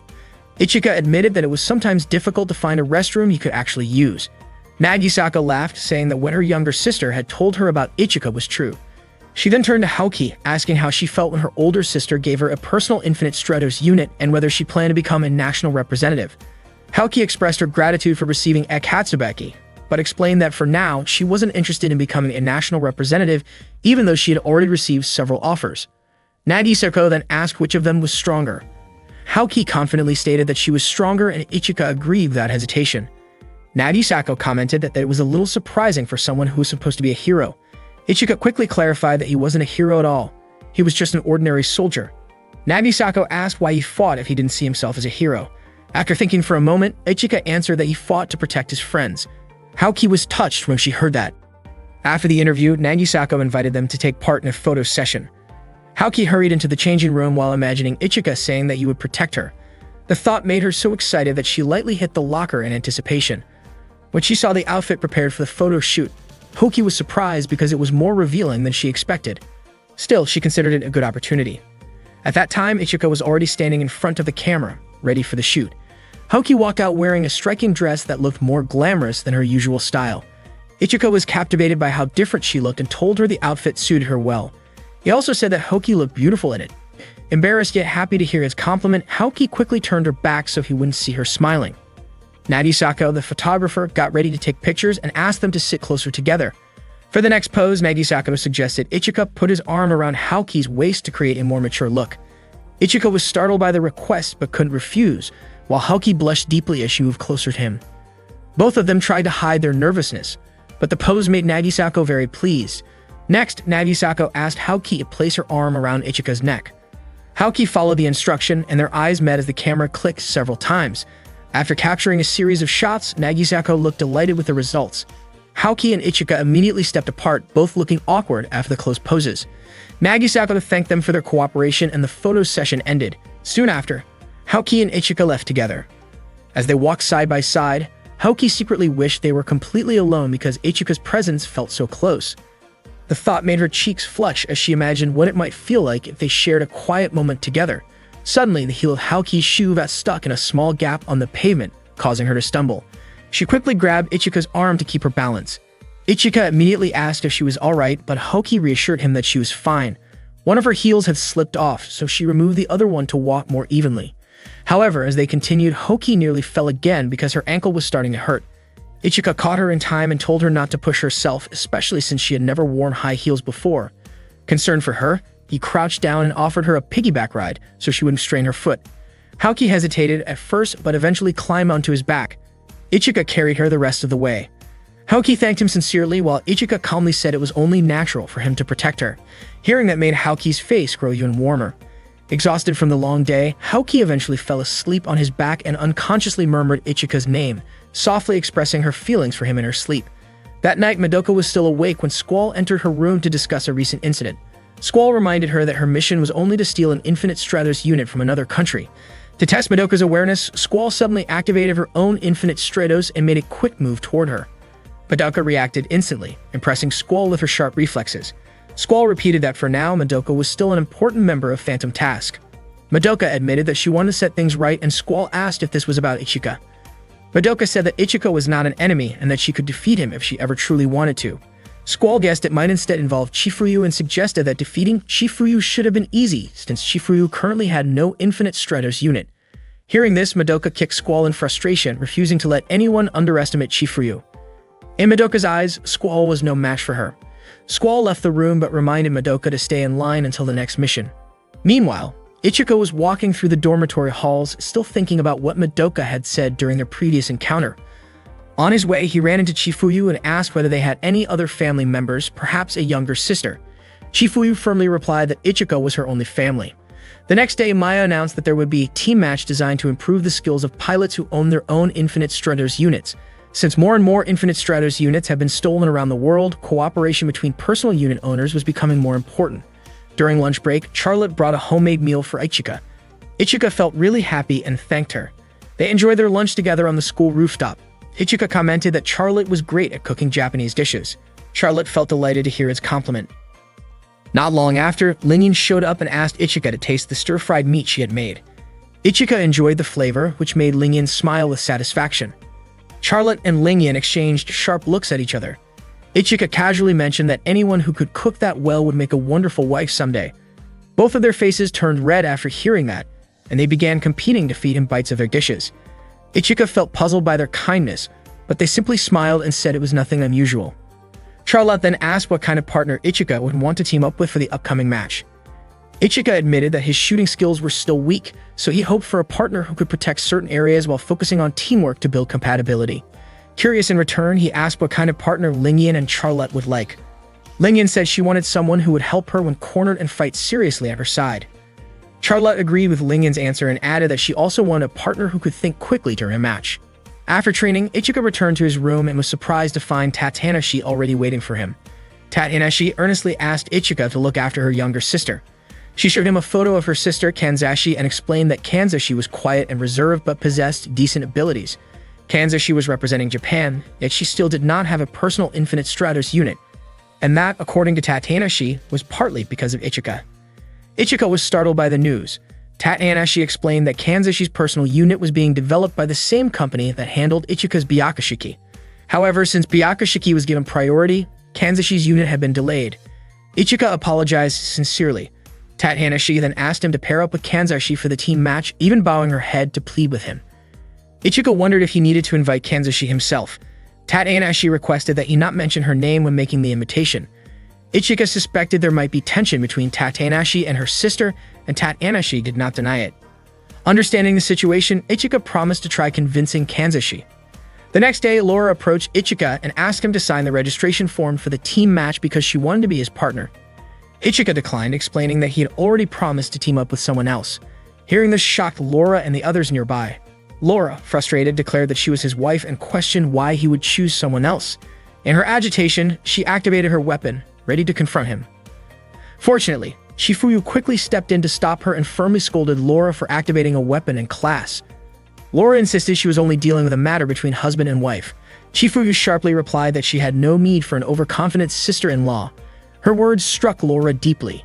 Shifuyu then instructed Ichika to escort Laura back to her seat. Later that afternoon, Ichika trained with Haoki. Haoki commented that he was too slow. When Ichika fired a shot at her, Haoki easily deflected it and launched a counterattack, steadily draining Ichika's shield energy. Despite his efforts, Ichika still could not defeat her. After the training, Haoki quickly changed her clothes, feeling pleased about her victory. She felt even happier because Ichika had mentioned having a partner, and she confidently believed that he meant her. At the same time, Cecilia was also changing clothes and felt cheerful, certain that she was the one Ichika had chosen. Haoki was surprised to see Cecilia in such high spirits. They exchanged greetings, each quietly convinced that she was the chosen partner. Both of them believed they had already won Ichika's heart. Meanwhile, Ichika headed to Class 1-4 to meet Kanzashi. Approaching her, he politely introduced himself. Kanzashi replied that she already knew who he was and asked what business he had with her. Ichika invited her to be his partner for the team match, but Kanzashi immediately refused. She even remarked that she technically had the right to scold him but would not bother because it was too tiring. Ichika felt awkward in response to her blunt attitude. Kanzashi was checking the readiness of her personal infinite Stratos, but no matter how many times she tried, it still wasn't finished. Every attempt ended with another error.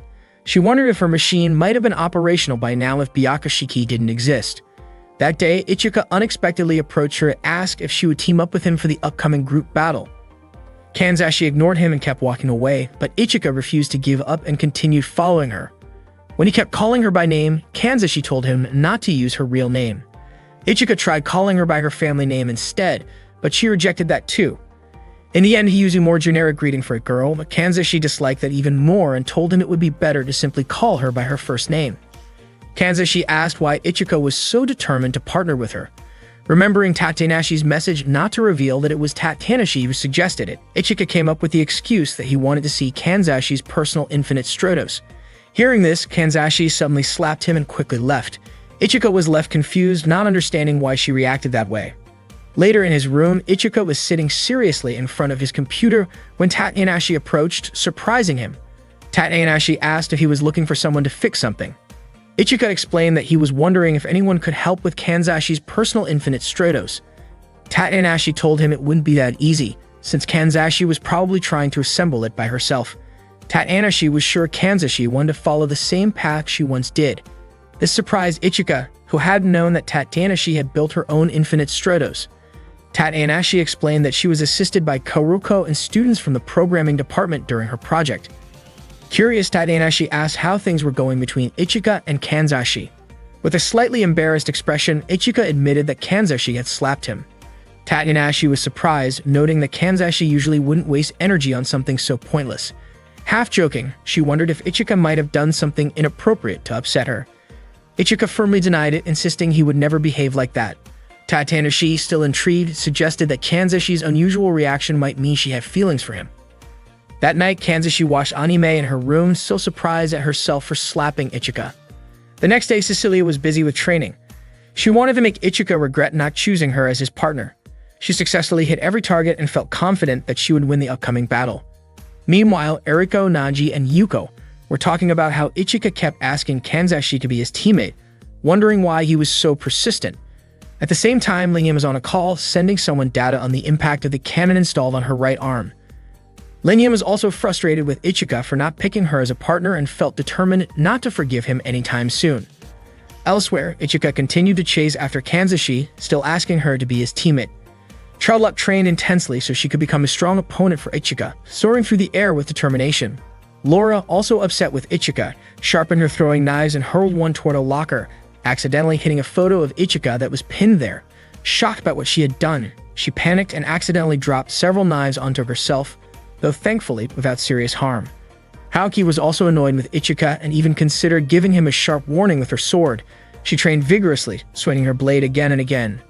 During her practice, Tatiana-shi suddenly appeared and startled Haoki by giving her a playful squeeze on the shoulder. Surprised, Haoki demanded to know why Tatiana-shi was interrupting her training with a real sword. Tatiana-shi casually asked Haoki to partner with her for the group battle and began scanning Haoki's body with a device. With the scanner activated, Tatiana-shi was momentarily surprised by Haoki's physical stats, noting how impressive her development was. Haoki, irritated, scolded Tatiana-shi for paying attention to the wrong details and told her to stay focused. That evening, Kanzashi took a bath, reflecting on how long she had carried her burdens and how long it had been since she could look Tatiana-shi in the eye. Meanwhile, Tatiana-shi reviewed Haoki's information and was surprised to see that Haoki had jumped from a C rank to an S rank in a short time. She began wondering if Haoki might be the key to everything. The next day, Cecilia and Lingyan were at the Infinite Stratos maintenance room, asking for upgrades to make their units stronger than before. Soon after, Ichika arrived to ask if they had seen Kanzashi. Cecilia and Lingyan answered him coldly, leaving Ichika confused about why they were angry.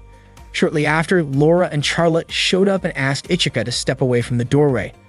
Ichika began to suspect that everyone was tense because of the upcoming battle, and he realized that he, too, needed to get moving. At that time, Kanzashi was trying to activate her personal Infinite Stratos unit, Uchigen Nishiki. She was confident everything would go well. Kanzashi launched her Infinite Stratos into the training arena and managed to fly it steadily, reaching a good height and distance. After that, she tried connecting the hypersensor. There were no issues with the stabilizer thrusters. She adjusted the tilt angle, shifted the gravity controls 6 centimeters away from the main computer to avoid the pitch interference zone, and reactivated the stabilizers on the legs. The machine shot forward at high speed. Not long after, Ichika arrived at the training arena. He spotted Kanzashi flying her Infinite Stratos, but suddenly an explosion burst from the lower part of Kanzashi's unit. Her flight became unstable, and the emergency controls failed to activate. Kanzashi had no idea why it happened. Seeing her about to fall, Ichika immediately activated Byakushiki and rushed to her side. While losing control, Kanzashi thought about how she still hadn't surpassed her older sister and quietly admitted to herself that she felt inadequate. Ichika caught Kanzashi in midair, and the two of them landed safely. Kanzashi was shocked to realize that Ichika was the one who saved her, while Ichika himself had taken quite a hard impact. He was relieved to see that Kanzashi was unharmed. Ichika had already sensed that something like this might happen, which was why he said they needed to report the incident. Kanzashi apologized, believing it was all her fault. But Ichika reassured her, explaining that the problem came from her Infinite Stratos unit, not from her actions. With her face turning red, Kanzashi thanked Ichika for saving her. Ichika smiled and said it was only natural to help. Afterward, Ichika invited Kanzashi to eat with him. When their food arrived, they enjoyed the meal together. Ichika noticed Kanzashi dipping her tempura completely into the broth and teased that if Laura were there, she would probably start a playful argument, since Laura loved keeping food crunchy. Kanzashi simply preferred her food fully soaked in flavor. Ichika then offered Kanzashi a piece of his freshly fried chicken nanban. Kanzashi hesitated and blushed, but slowly opened her mouth to accept the bite. Smiling, Ichika asked if he could try some of her tempura, but Kanzashi quickly and shyly refused to share her food. Later in class, Kanzashi couldn't stop thinking about why she had allowed Ichika to feed her, which felt almost like an indirect kiss. Her heart raced every time she imagined him, and she couldn't figure out why she felt that way. Before she could calm down, Ichika approached her and asked if she would partner with him for the upcoming match. Kanzashi hesitated, unsure of herself. Ichika encouraged her, saying she would never know what she was capable of unless she tried. Even though Kanzashi still looked uncertain, Ichika assured her there was nothing to be afraid of. In that moment, Kanzashi suddenly saw Ichika as a heroic figure, just like the characters she admired in her favorite anime. Gathering her courage, Kanzashi shook his hand, accepting his invitation to be his partner in the battle. Ichika's face lit up with excitement, and he immediately suggested they go to the faculty office to officially register their team for the group match. That evening, Ichika asked Kanzashi how far she had progressed with her Infinite Stratos adjustments. Kanzashi admitted that some of the weapons still needed fine-tuning and that she hadn't tested them yet. The high-explosive multi-lock-on missiles required maintenance, and the particle cannon wasn't ready either. Ichika mentioned they might be able to use Byakushiki's data to help and offered to assist her. He encouraged her by saying they had to do everything they could to be prepared. Kanzashi felt nervous, but also moved by his kindness. Meanwhile, Haoki and Tatanashi had just finished their own training session. Tatanashi cheerfully invited Haoki to join her for a relaxing bath. Haoki couldn't refuse as Tatanashi playfully grabbed her hand. Watching this, Haoki was reminded of how her older sister used to pull her along in the same way, though those memories were bittersweet. As they enjoyed the warm water, Tatanashi asked what was on Haoki's mind. Haoki admitted she was thinking about her sister, Thabane. Tatanashi asked if Haoki kept her distance from Thabane. Haoki explained that she didn't dislike her sister at all and was actually grateful that Thabane had given her a personal infinite Stratos. Tatanashi was happy to hear that and said families should stay close even if she felt she had no right to say it because she herself wasn't close to her own younger sister. Haoki confessed that she never really knew what Thabane was thinking. Tatanashi suggested that perhaps Haoki was simply afraid of the unknown. She admitted that she felt the same way about her own family. Even so, Tatanashi was certain that Thabane truly cared for Haoki. Meanwhile, Ichika mentioned that they might need to ask the maintenance team for help since the match would start soon. Kanzashi agreed, and after that, Ichika invited Kanzashi to head home. Kanzashi asked him not to address her so formally, then quickly ran off, leaving Ichika confused about her sudden reaction. Back in her room, Kanzashi's heart was still racing. She could hardly believe she had managed to say that. Kanzashi started to realize that she might be falling in love with Ichika. The next day, Kaoruko, Hane, and the others came to help Ichika and Kanzashi. Kaoruko reminded Ichika not to forget about the promise to go on a date with her. Hane approached Kanzashi and assured her that she would do her best to support her. They began working together and Ichika stayed busy helping everyone. He fetched a wrench and a high-frequency blade, brought over a data scanner and an ultrasonic wave checker, delivered drinks, and even fed Hane a piece of cake. Someone even asked him to buy shampoo from the school store. After a full day of teamwork, it finally completed the task successfully. Kanzashi felt deeply grateful. She knew she could never have done it on her own, so she sincerely thanked everyone. Kaoruko told Kanzashi not to worry about it because she and the others already considered Kanzashi their friend. After that, Kaoruko and the rest said their goodbyes and headed home. Ichika commented that everything seemed to be going smoothly and Kanzashi admitted that it was thanks to everyone's help. Ichika encouraged Kanzashi to give her best during the upcoming match. Later, when Ichika returned to his room, he was surprised to find Tatanashi there as if she owned the place. Tatanashi asked Ichika to give her a massage. Though hesitant, Ichika agreed.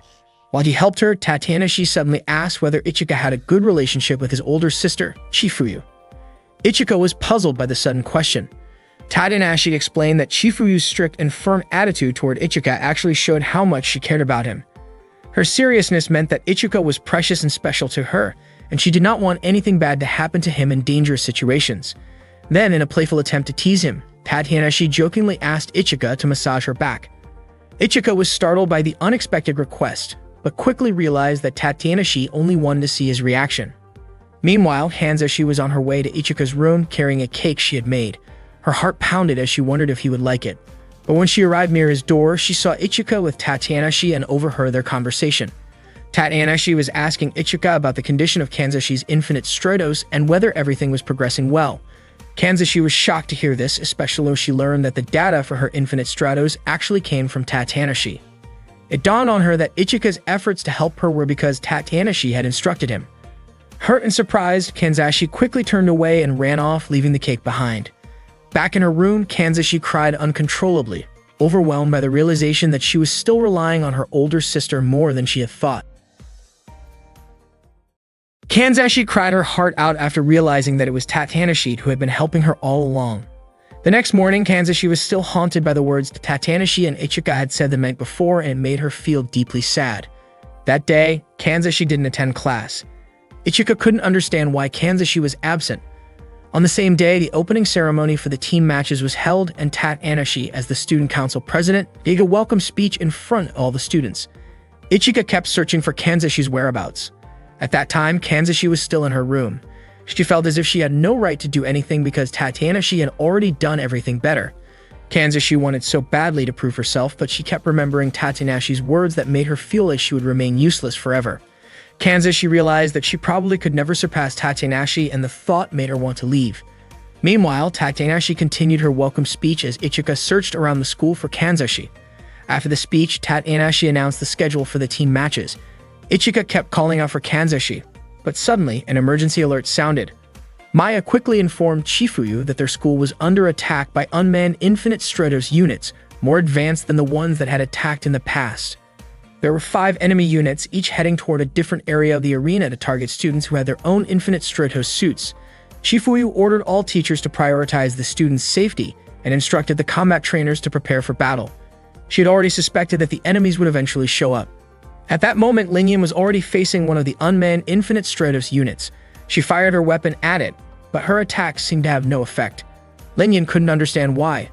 Cecilia called for Lingyan to fall back and then launch a long-range attack, but the unmanned unit quickly dodged and countered with an even stronger blast. At the same time, Laura charged in with her blade, striking the enemy. When the unmanned unit prepared to shoot Laura at close range, Charlotte rushed in and blocked the attack to protect her. Suddenly, one of the unmanned Infinite Stratos units approached Kanzashi. Terrified, Kanzashi froze as the machine drew closer. She desperately wished someone would help her. As the unmanned unit reached out to capture her, Kanzashi screamed for Ichika. Ichika appeared just in time, blocking the attack. He asked if Kanzashi was okay, but the unmanned unit was already powering up its weapon. Ichika urged Kanzashi to activate her own Infinite Stratos immediately to protect herself. Kanzashi quickly activated her suit and saw Ichika struggling to hold back the enemy's heavy attack. Seeing him fight so hard inspired Kanzashi to join the battle. She powered up her weapon and struck the unmanned unit. Together, she and Ichika forced it back toward the arena. Meanwhile, Hoki was locked in a fierce fight with another unmanned unit. Tateanashi rushed in to help, driving her weapon into the machine's armor, but it was tough and resistant. She called out to Hoki to activate the weapon mounted on her back and push with all her strength. Working together, they managed to corner the unmanned unit against a wall. The enemy tried to break free from Tateanashi's piercing strike, but she kept pressing forward and urged Hoki to keep pushing so they could break through the armor. Tateanashi unleashed a powerful blast with her weapon and arm-mounted cannons. Hoki saw the danger in such a high-risk move and hesitated, but at that moment, the unmanned unit managed to strike Tateanashi, wounding her. Gritting her teeth through the pain, Tateanashi told Hoki to give everything. She had to hold the line so she wouldn't get hit again. Tateanashi assured Hoki that she wouldn't die and then activated the strongest attack of her mysterious lady's suit, the Misteltane's spear. Hoki shouted for her to stop, but Tateanashi launched the attack anyway, creating a massive explosion. The sound of the explosion immediately worried Ichika, who feared for Hoki and the others. Kanzashi kept fighting her opponent with determination. She told Ichika she could handle this enemy herself and urged him to check on the other gates. Ichika nodded and quickly left. Kanzashi prepared to finish the unmanned unit, vowing not to let it escape before she defeated it.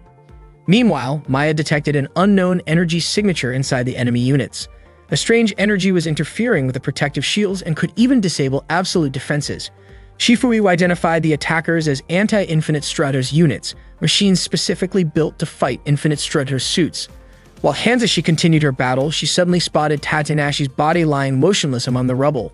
Shocked and horrified, Kanzashi screamed. Overcome with emotion, she attacked the unmanned unit with everything she had. During the fierce fight, Kanzashi's weapon was knocked away, but she refused to give up. She kept firing relentlessly, driving the enemy to the ground and landing a powerful strike that triggered a massive explosion, finally breaking both of the unmanned unit's arms. Kanzashi saw the enemy's core and aimed to destroy it, but her weapon's energy had been completely drained. At that moment, another unmanned unit fighting Ichika hurled him toward Kanzashi, knocking her down. Kanzashi cried out in panic as she saw Ichika fall beside her. The enemy slowly advanced toward her.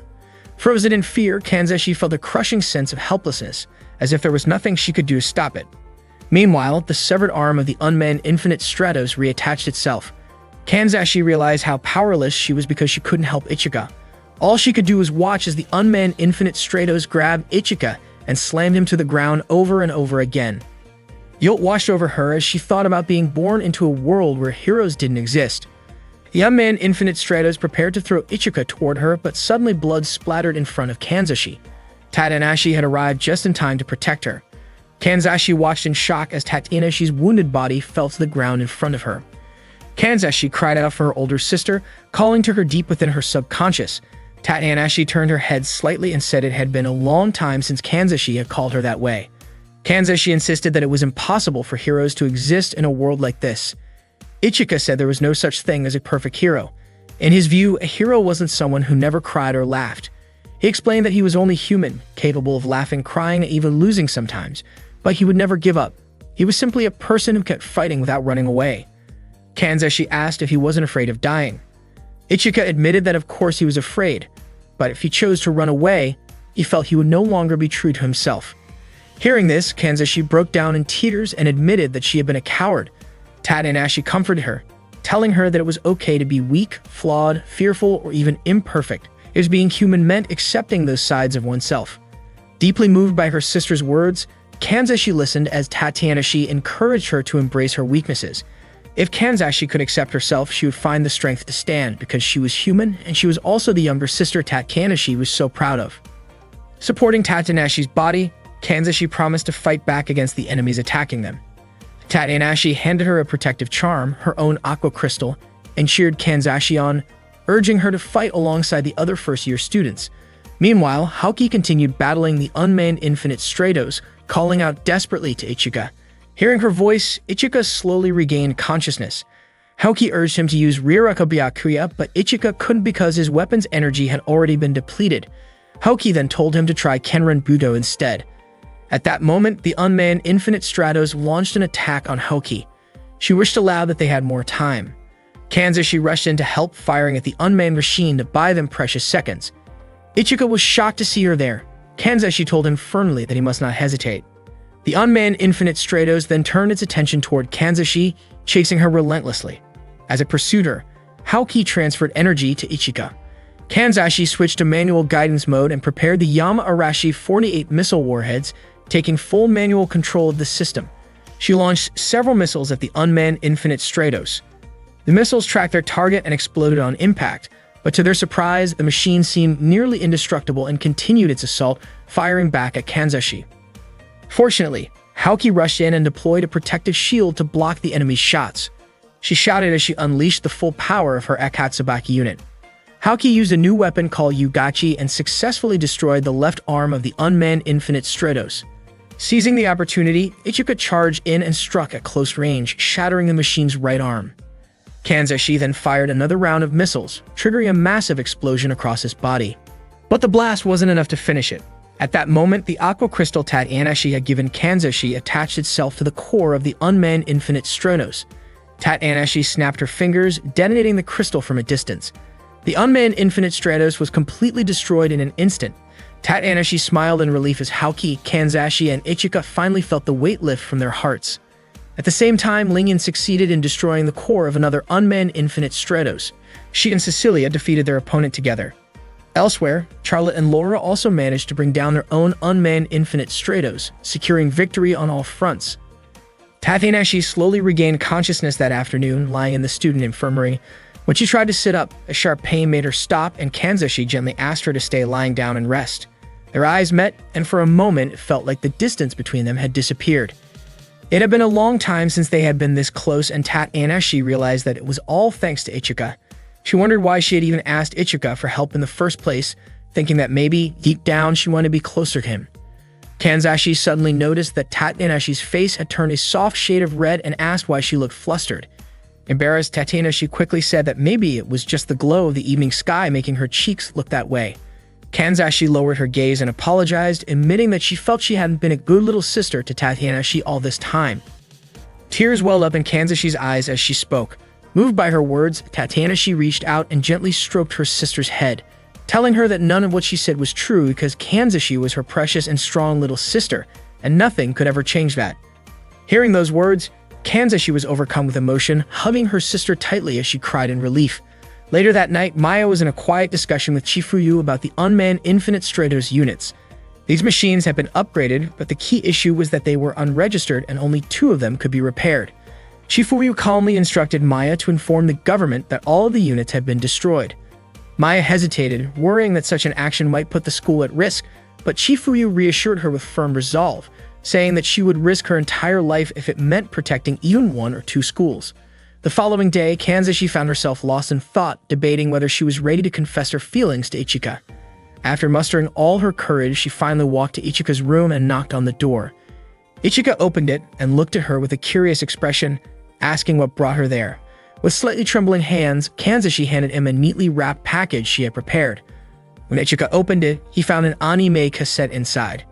His face lit up with delight as he recognized it from his childhood, remembering how he used to watch that anime and smiling warmly at the memories.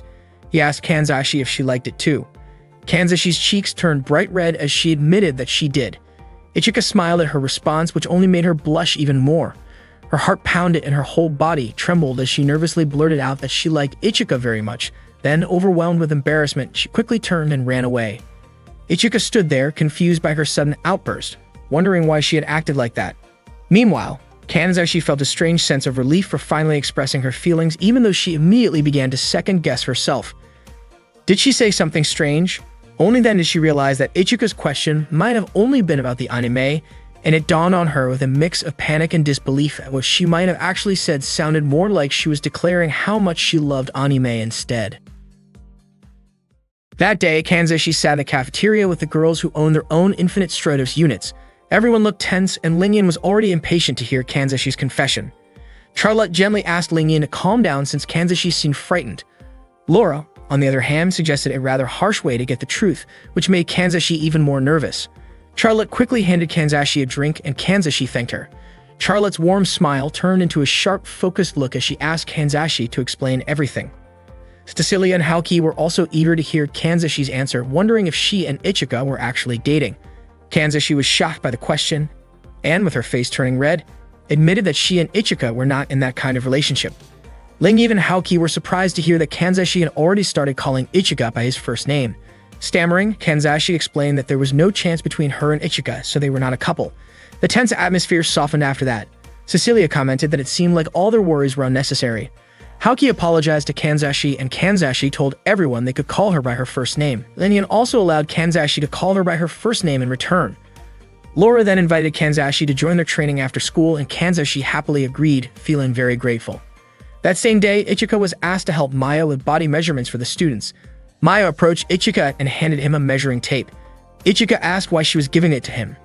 Maya explained that the tape was for measuring the students because, after an incident involving an unpiloted Infinite Stratos, they needed to adjust the suits accurately, which required precise measurements. Ichika said his concern was not the measurement itself, but why he had to be the one doing it.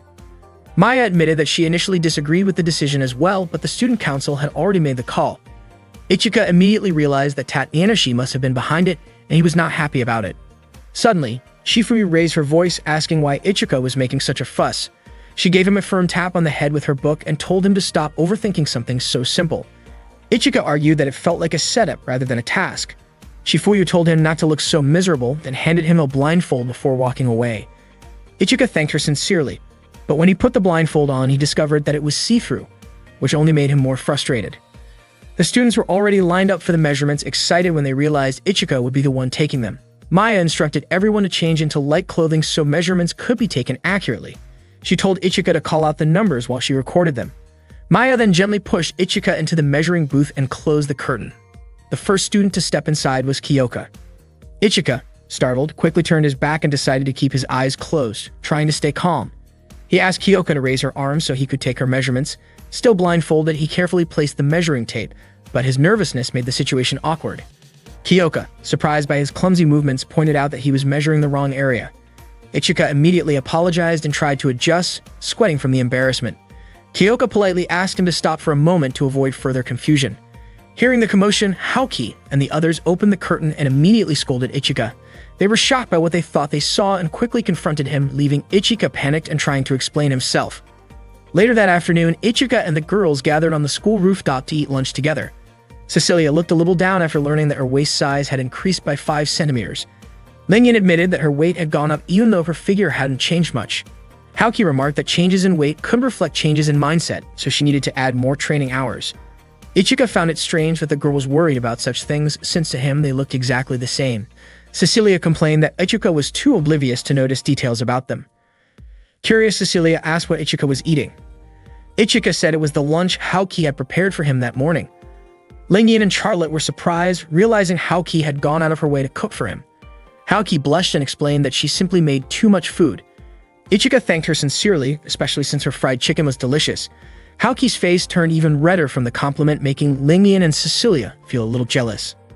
Ichika also praised Lingyan's sweet braised pork and Charlotte's pot au feu, saying both dishes were amazing. Cecilia, her cheeks flushed, nervously asked how her own cooking compared. Lingyan jokingly whispered to Ichika that Cecilia's cooking might be better left a mystery for everyone's safety. Cecilia grew even more curious about what they were whispering about. Not long after, Charlotte and Laura arrived, bringing Kanzashi along with them. Ichika immediately invited Kanzashi to sit next to him. Cecilia looked slightly sad, realizing that Ichika still hadn't said anything about her cooking. Cecilia went to see Haoki at night to learn how to cook authentic Japanese dishes, especially the kind of homemade lunch that Haoki always prepared so deliciously. Haoki was happy to teach her. Cecilia even brought a high-quality capon chicken from the city of Brest, but Haoki said she still had plenty of meat in stock, so they did not need to use the chicken. She kindly asked Cecilia to take it back, and Cecilia decided she would save the chicken for Christmas instead. Haoki began preparing everything, carefully setting out the ingredients. For the first step, she showed Cecilia how to cut the chicken thighs into bite-sized pieces and sprinkle them with a bit of salt. She asked Cecilia to mince garlic and ginger, but Cecilia accidentally dropped them. When it was time to heat the oil, Cecilia misunderstood and almost hugged the container of oil instead, making Haoki worry for a second. After frying the chicken, they let it drain for about 3 minutes. Not long after, Haoki's phone rang. She asked Cecilia to continue cooking while she stepped away. Wanting to make the dish look more appealing, Cecilia tried adding her own creative touch. She sprayed a bit of perfume to enhance the aroma and even coated the chicken with mustard. When Haoki returned, she was curious about the unusual smell and decided to taste it. The next day, Haoki did not come to school because she felt sick. Ichika was surprised because it was rare for Haoki to miss class, and he wondered what could have caused her sudden illness. Charlotte was puzzled too, since Haoki had sounded perfectly fine during their phone call the night before. The following day, Cecilia asked Charlotte to teach her how to make pot au feu. Laura was resting nearby, exhausted from training. Charlotte reminded Cecilia not to wake her up. Charlotte began chopping vegetables and asked Cecilia to cut the sausages diagonally. Impressed by how well Cecilia sliced them, Charlotte complimented her. Cecilia explained that Haoki had taught her how to cut ingredients the previous night, surprising Charlotte. Cecilia mentioned that Haoki suddenly got sick after cooking with her, which she could not understand, but she was sure Haoki would feel better after eating the pot au feu. Charlotte quietly wondered if Haoki's illness might have been caused by tasting Cecilia's cooking, but she quickly brushed the thought aside, especially since they were preparing the dish together this time. While they waited for the stew to finish, they heard Laura making noises as if she was having a bad dream. Charlotte hurried to check on her, leaving Cecilia to watch the pot. Cecilia noticed the color of the stew looked a bit dull. Soon after, Charlotte returned, drawn in by the savory aroma, and tempted to taste the dish early. Later that night, at around 2 in the morning, Laura woke up and noticed Charlotte asleep nearby. Feeling hungry, she headed to the kitchen and found the pot au feu still warm in the pot. Believing Charlotte had made it for her, Laura gratefully enjoyed the meal and silently thanked them for the thoughtful gesture. The next morning, Charlotte and Laura were both absent from class. Cecilia was confused since Laura had gone to bed early the night before. Ichika added that both Charlotte and Laura had seemed perfectly fine when he visited Haoki. Cecilia began to wonder if maybe the food they ate was not quite right. Ichika noticed Cecilia's fingers looked slightly injured and asked about it. Embarrassed, Cecilia blushed and insisted it was nothing. She then invited Ichika to have lunch with her, promising to prepare a homemade lunchbox for him. Ichika agreed, making Cecilia extremely happy and excited. Not long after, Kanzashi entered Ichika's classroom carrying a beautifully prepared lunchbox she had made for him. Cecilia was stunned when she saw it. Kanzashi's bento was decorated with intricate designs of heroes, looking more like a piece of art than food.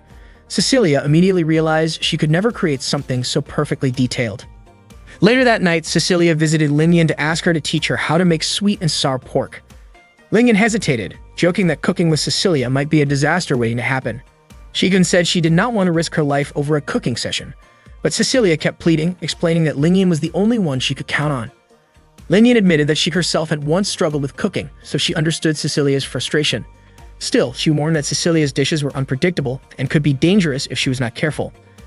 When Lingyan noticed Cecilia's fingers covered in small cuts, Cecilia admitted they were from practicing her knife skills and assured her it was no big deal. Feeling sympathetic, Lingyan finally agreed to help, but only if Cecilia promised to taste her own cooking first. They started preparing the dish together. Cecilia successfully fried the pork and began stir-frying the vegetables. Lingyan explained that Chinese cooking relied heavily on high heat for the best flavor, but unfortunately, their kitchen equipment could not reach the temperature needed. Suddenly, Charlotte appeared and tried using her unique ability to boost the heat, but instead, she accidentally caused a small explosion in Lingyan's kitchen, leaving everyone startled and speechless. The next day, Cecilia met Ichika on the rooftop to apologize for an unexpected accident. She explained that her cooking had exploded for some reason, leaving Ichika completely confused about how that could even happen. Cecilia looked genuinely sad because she really wanted Ichika to taste her homemade dish. Wanting to cheer her up, Ichika suggested that they cook something together instead, and he offered to teach her how to make one of his favorite foods. They headed straight to the kitchen and began their cooking session. Cecilia looked a little nervous at first. Ichika asked her to hold a ball of rice and fill it with the prepared ingredients. Curious, Cecilia pointed to a bright red filling and asked what it was. Ichika explained that it was yuumboshi, a pickled plum. He gave her a small bite so she could try it, and Cecilia was surprised by its sharp, tangy flavor. Ichika then guided her to shape the rice into a neat triangle. Seeing Cecilia's focused expression as she pressed the rice together made Ichika laugh softly. Cecilia, slightly puzzled, asked why he was laughing. Ichika told her that her expression looked adorable. Hearing that, Cecilia's cheeks turned pink with embarrassment. As Ichika moved a little closer to help guide her hands, both of them felt a nervous but warm atmosphere building between them. Before long, the onigiri rice ball was perfectly shaped. Cecilia smiled and asked Ichika to teach her one more time, enjoying the closeness of the moment as they worked together. That evening, Thabane was having dinner with Squall at a quiet cafe. She enjoyed the ribs and wine that Squall had arranged for her, though she mentioned that everything was great except for a soup that strangely tasted like it had a sleeping aid. Squall then asked if Thabane had thought about designing a personal Infinite Stratos unit for Phantom Task. Thabane replied that it sounded troublesome and casually ordered dessert instead. Taking advantage of the distraction, Squall gave a subtle signal to Reiko, who quickly pointed a gun at Thabane. However, Thabane reacted with remarkable speed, knocking Reiko down before she could act. Thabane calmly remarked that both her mind and body had exceptional capabilities. Moments later, Silent Zephyrus appeared and aimed a weapon at her as well. Rather than being intimidated, Thabane admired the impressive Infinite Stratos unit. She leaped gracefully into action, skillfully countering Silent Zephyrus, until the pilot was forced to shut down the machine. During the confrontation, Thabane nearly overpowered the pilot but stopped short of causing serious harm. When she finally got a clear look at the pilot's face, she began to laugh and confidently guessed the girl's full name, Madoka, without being told. Both Madoka and Squall were shocked at how easily Thabane figured it out. With a playful smile, Thabane said she wouldn't mind creating a personal Infinite Stratos just for Madoka. She even invited Madoka to come along with her, though she politely asked Squall for permission first. Squall firmly refused, concerned it could lead to complications. Still curious, Thabane asked Madoka what type of Infinite Stratos she preferred, long-range weapons, close-range combat, or a special customized design, clearly excited by the idea of building a unique machine just for her. Cecilia, Laura, Lingian, and Haoki were playing cards together during their field trip on the train. They were all confident that they could win the game, since the winner would have the right to be in the same group as Ichika during the trip. Ichika brought a camera to capture memories from the trip, but as the class representative, he was assigned to take landscape photos and wasn't grouped with anyone. Haoki and the others were surprised to learn that Ichika wouldn't be joining any group, and they felt disappointed that he only revealed it at that moment. Ichika, on the other hand, was confused about why they were so upset with him. Maya commented to Chifuyu that she hoped the trip would turn into a fun learning experience, and Chifuyu agreed with that thought. When they arrived at their destination, Ichika was amazed by the beautiful scenery. The students hurried to the inn, moving so quickly that they accidentally stepped on him. Maya announced to everyone that they were free until late afternoon, since they would be visiting Kiyomizu Temple later that day. Chifuyu reminded everyone to be on time for the temple visit. Maya waited for Ichika because she wanted to show him something inside his suitcase. Not long after, Kanzashi approached Ichika, curious about what was inside. Suddenly, the suitcase began to move, and when it opened, it revealed Tatenashi inside. Everyone was shocked to see her there. Kanzashi immediately tried to push Tatenashi back into the suitcase. Ichika and Kanzashi quickly placed the suitcase into the back of a car, and the car drove away. It turned out that the real Tatenashi had been hiding behind a wall all along, secretly observing them. That afternoon, Cecilia stood in front of the temple, feeling as if autumn, or perhaps the season of love, had arrived. Ichika came over while holding his camera and casually told her she looked beautiful. Cecilia's face turned red when she heard his compliment. Thinking that Ichika wanted to take her picture, she smiled as sweetly as possible for the camera. After Ichika took the photo, Cecilia rushed over to see the result, only to find out that the beautiful thing Ichika had mentioned was actually the scenery, not her. Ichika had been focused on photographing the view. Cecilia scolded him for this, and when Ichika asked if it was because the photo turned out blurry, she became even more frustrated. Soon after, Haoki and the others asked Ichika to take their pictures, and he happily agreed. Other students quickly followed, each wanting their photo taken by Ichika near the temple, striking different poses. After he finished photographing everyone, Ichika continued exploring the area in search of more scenic shots. Meanwhile, Charlotte was walking alone when she spotted Ichika and called out to him, asking what he was doing. Ichika explained that he was trying to retrieve the lens cap that had fallen beneath a wooden plank. Charlotte offered to help, thinking her smaller hands might reach through the narrow gap. She crouched down and reached for the lens cap, but the dark space made it difficult to grab. She tried several times until she finally managed to get it. During the process, her skirt shifted slightly, and Ichika, who noticed this, quickly turned his face away, his cheeks turning red. Once Charlotte handed the lens cap to him, she noticed Ichika's nervous expression and asked why he looked so flustered. Ichika quietly explained that her skirt had lifted a little. Surprised, Charlotte immediately adjusted her clothes with her hands. Ichika apologized for the situation.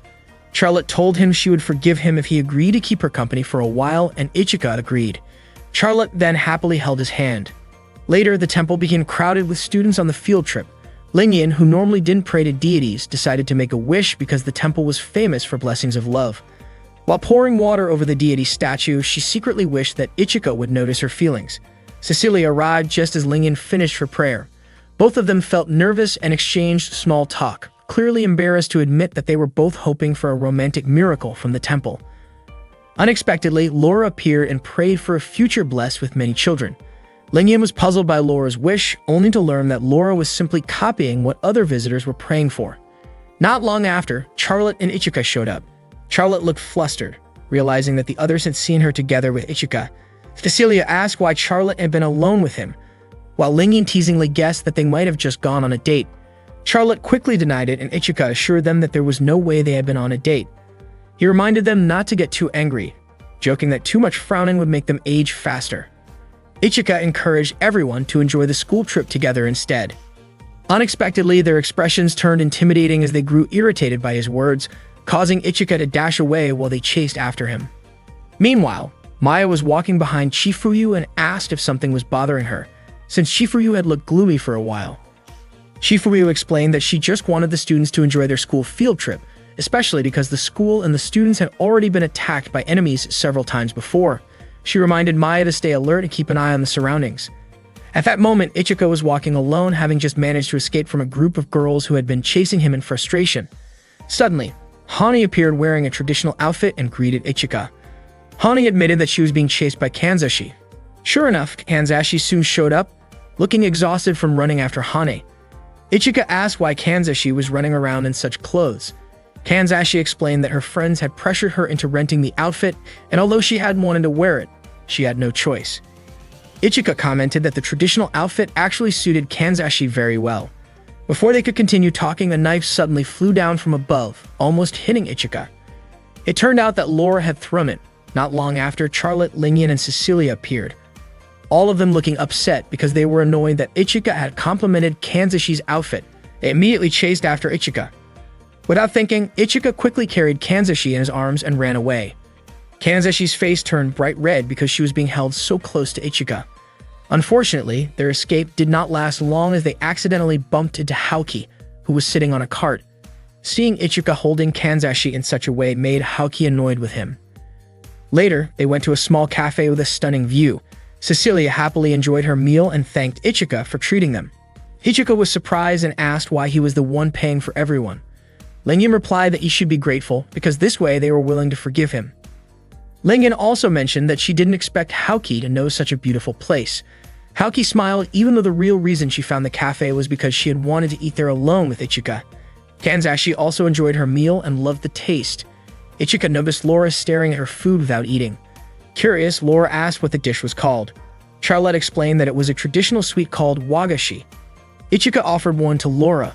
Laura hesitated, saying the treat looked so cute that it felt wrong to eat it, as if the dessert itself was asking her not to. She looked a little sad, but she still really wanted to taste it. Ichika encouraged her to try it, assuring her it was delicious. Laura finally took a bite and immediately found the taste amazing.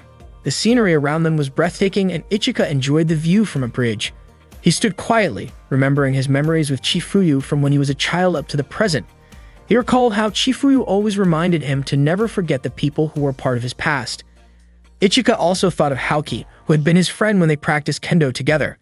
Before long, Haoki approached him. Ichika asked why she was alone, and Haoki explained that she had become separated from the others. She told him about a beautiful bamboo forest nearby. Since Ichika hadn't been there yet, he invited Haoki to go together. Haoki's face lit up happily as she accepted. Walking side by side through the bamboo forest, Haoki said the place felt calming, and Ichika agreed. Haoki admitted that she had wanted to visit this spot with Ichika for a long time. Ichika remembered how, when they were younger, they often walked together after kendo practice. Haoki blushed as she recalled those times. Ichika said he missed those days too, but then his mind suddenly drifted to the image of someone else. Haoki noticed his distracted look and asked why he seemed different. Ichika said it was nothing and asked if he could take a photo of her. Just as he was about to take the picture, Squall appeared and offered to take one of the two of them together instead. Ichika handed the camera to Squall, and as he and Haoki stood close to each other, Squall snapped the photo. They thanked her afterward. Squall remarked that Ichika and Haoki looked like a great match. Before leaving, Squall called Ichika by name, which surprised him because he had never met her before and couldn't figure out how she knew who he was. That evening, the students visited the Kiyomizu Temple, which stood 13 meters high on the mountainside and was supported by 139 pillars known as the Pillars of the Underworld. The students were amazed by the breathtaking view. Charlotte and Cecilia both commented on how stunning the scenery was. Maya reminded everyone to gather at the monorail stop when it was time to leave. Ichika noticed Chifuyu standing off to the side, lost in thought, and he quietly took a picture of her. Chifuyu caught him in the act and pointed out that taking photos of a woman without permission was not very polite. Ichika apologized, but to his surprise, Chifuyu asked if she could have a copy of the picture. Charlotte approached Ichika and asked to see the photos he had taken earlier. Ichika showed them to her, and Charlotte was surprised by how many places he had already explored. While looking at the photos, Charlotte's chest unintentionally brushed against Ichika's arm, making him a bit nervous. Cecilia soon joined in to see the photos too, and her chest also accidentally pressed against his arm, which made Ichika even more tense. He asked them to take turns so everyone could see. Soon after, Yuko and several other girls gathered around, all of them crowding so tightly that Ichika was practically squeezed between them. Struggling to free himself, he accidentally dropped his camera. Ichika quickly moved to retrieve it from the lower level. While Ichika was searching for his camera near the bushes, Madoka suddenly appeared in front of him. Madoka said that she had come to take his life. She then activated her personal Infinite Stratos unit called Black Knight. Meanwhile, it was almost time for the students to gather, but Cecilia suddenly walked away, which made Haoki call out to her. Cecilia explained that Ichika had not returned yet, so she wanted to check on him. At that moment, the other students were already inside the train car. Shizune and Eriko reported that Ichika, Haoki, and Cecilia were still missing. From a distance, they noticed a strange light. Chifuyu quickly told Maya to take the students to the inn first, while she would follow after finding Ichika and the others. However, to everyone's shock, the train had already been hacked, leaving Maya and the students stunned. At the same time, Squall was watching the city from a high vantage point with a serious expression. Tatanashi, who found her behavior suspicious, approached and confronted her. Squall asked if Tatanashi's Infinite Stratos was still the one once known as the Thick Fog of Moscow. Tatanashi explained that this was its old name and revealed that her current unit was called Mysterious Lady. Tatanashi then questioned what Phantom Task was planning. Instead of answering, Squall asked how much Tatanashi actually knew. Tatanashi firmly declared that she would not allow Phantom Task to act as they pleased. Squall replied that it seemed Tatanashi had arrived too late, then quickly activated her weapon and moved to restrain her. Meanwhile, the train carrying the students began to accelerate dangerously. Lingen turned to Kanzashi and asked what was happening. Kanzashi immediately tried to access the train's control system. Maya asked Chifuyu what they should do next. Chifuyu instructed Maya to contact the school to request military protection. She was shocked to realize that Phantom Task was willing to use any means necessary to attack the students. At the same time, Haoki and Cecilia were still running through the forest, calling out for Ichika. Suddenly, a blast shot past them, narrowly missing its target. The attack came from Reiko's Infinite Stratos. Haoki glared in frustration, while Reiko coldly asked if they still remembered her. Ichika demanded to know why Madoka was always targeting him. Madoka revealed that Ichika was not her true target and that her real mission was to kill Chifuyu. Ichika was stunned to hear that his older sister was the one Madoka wanted to eliminate. Without warning, Madoka unleashed a powerful attack aimed directly at him, and Ichika let out a desperate shout.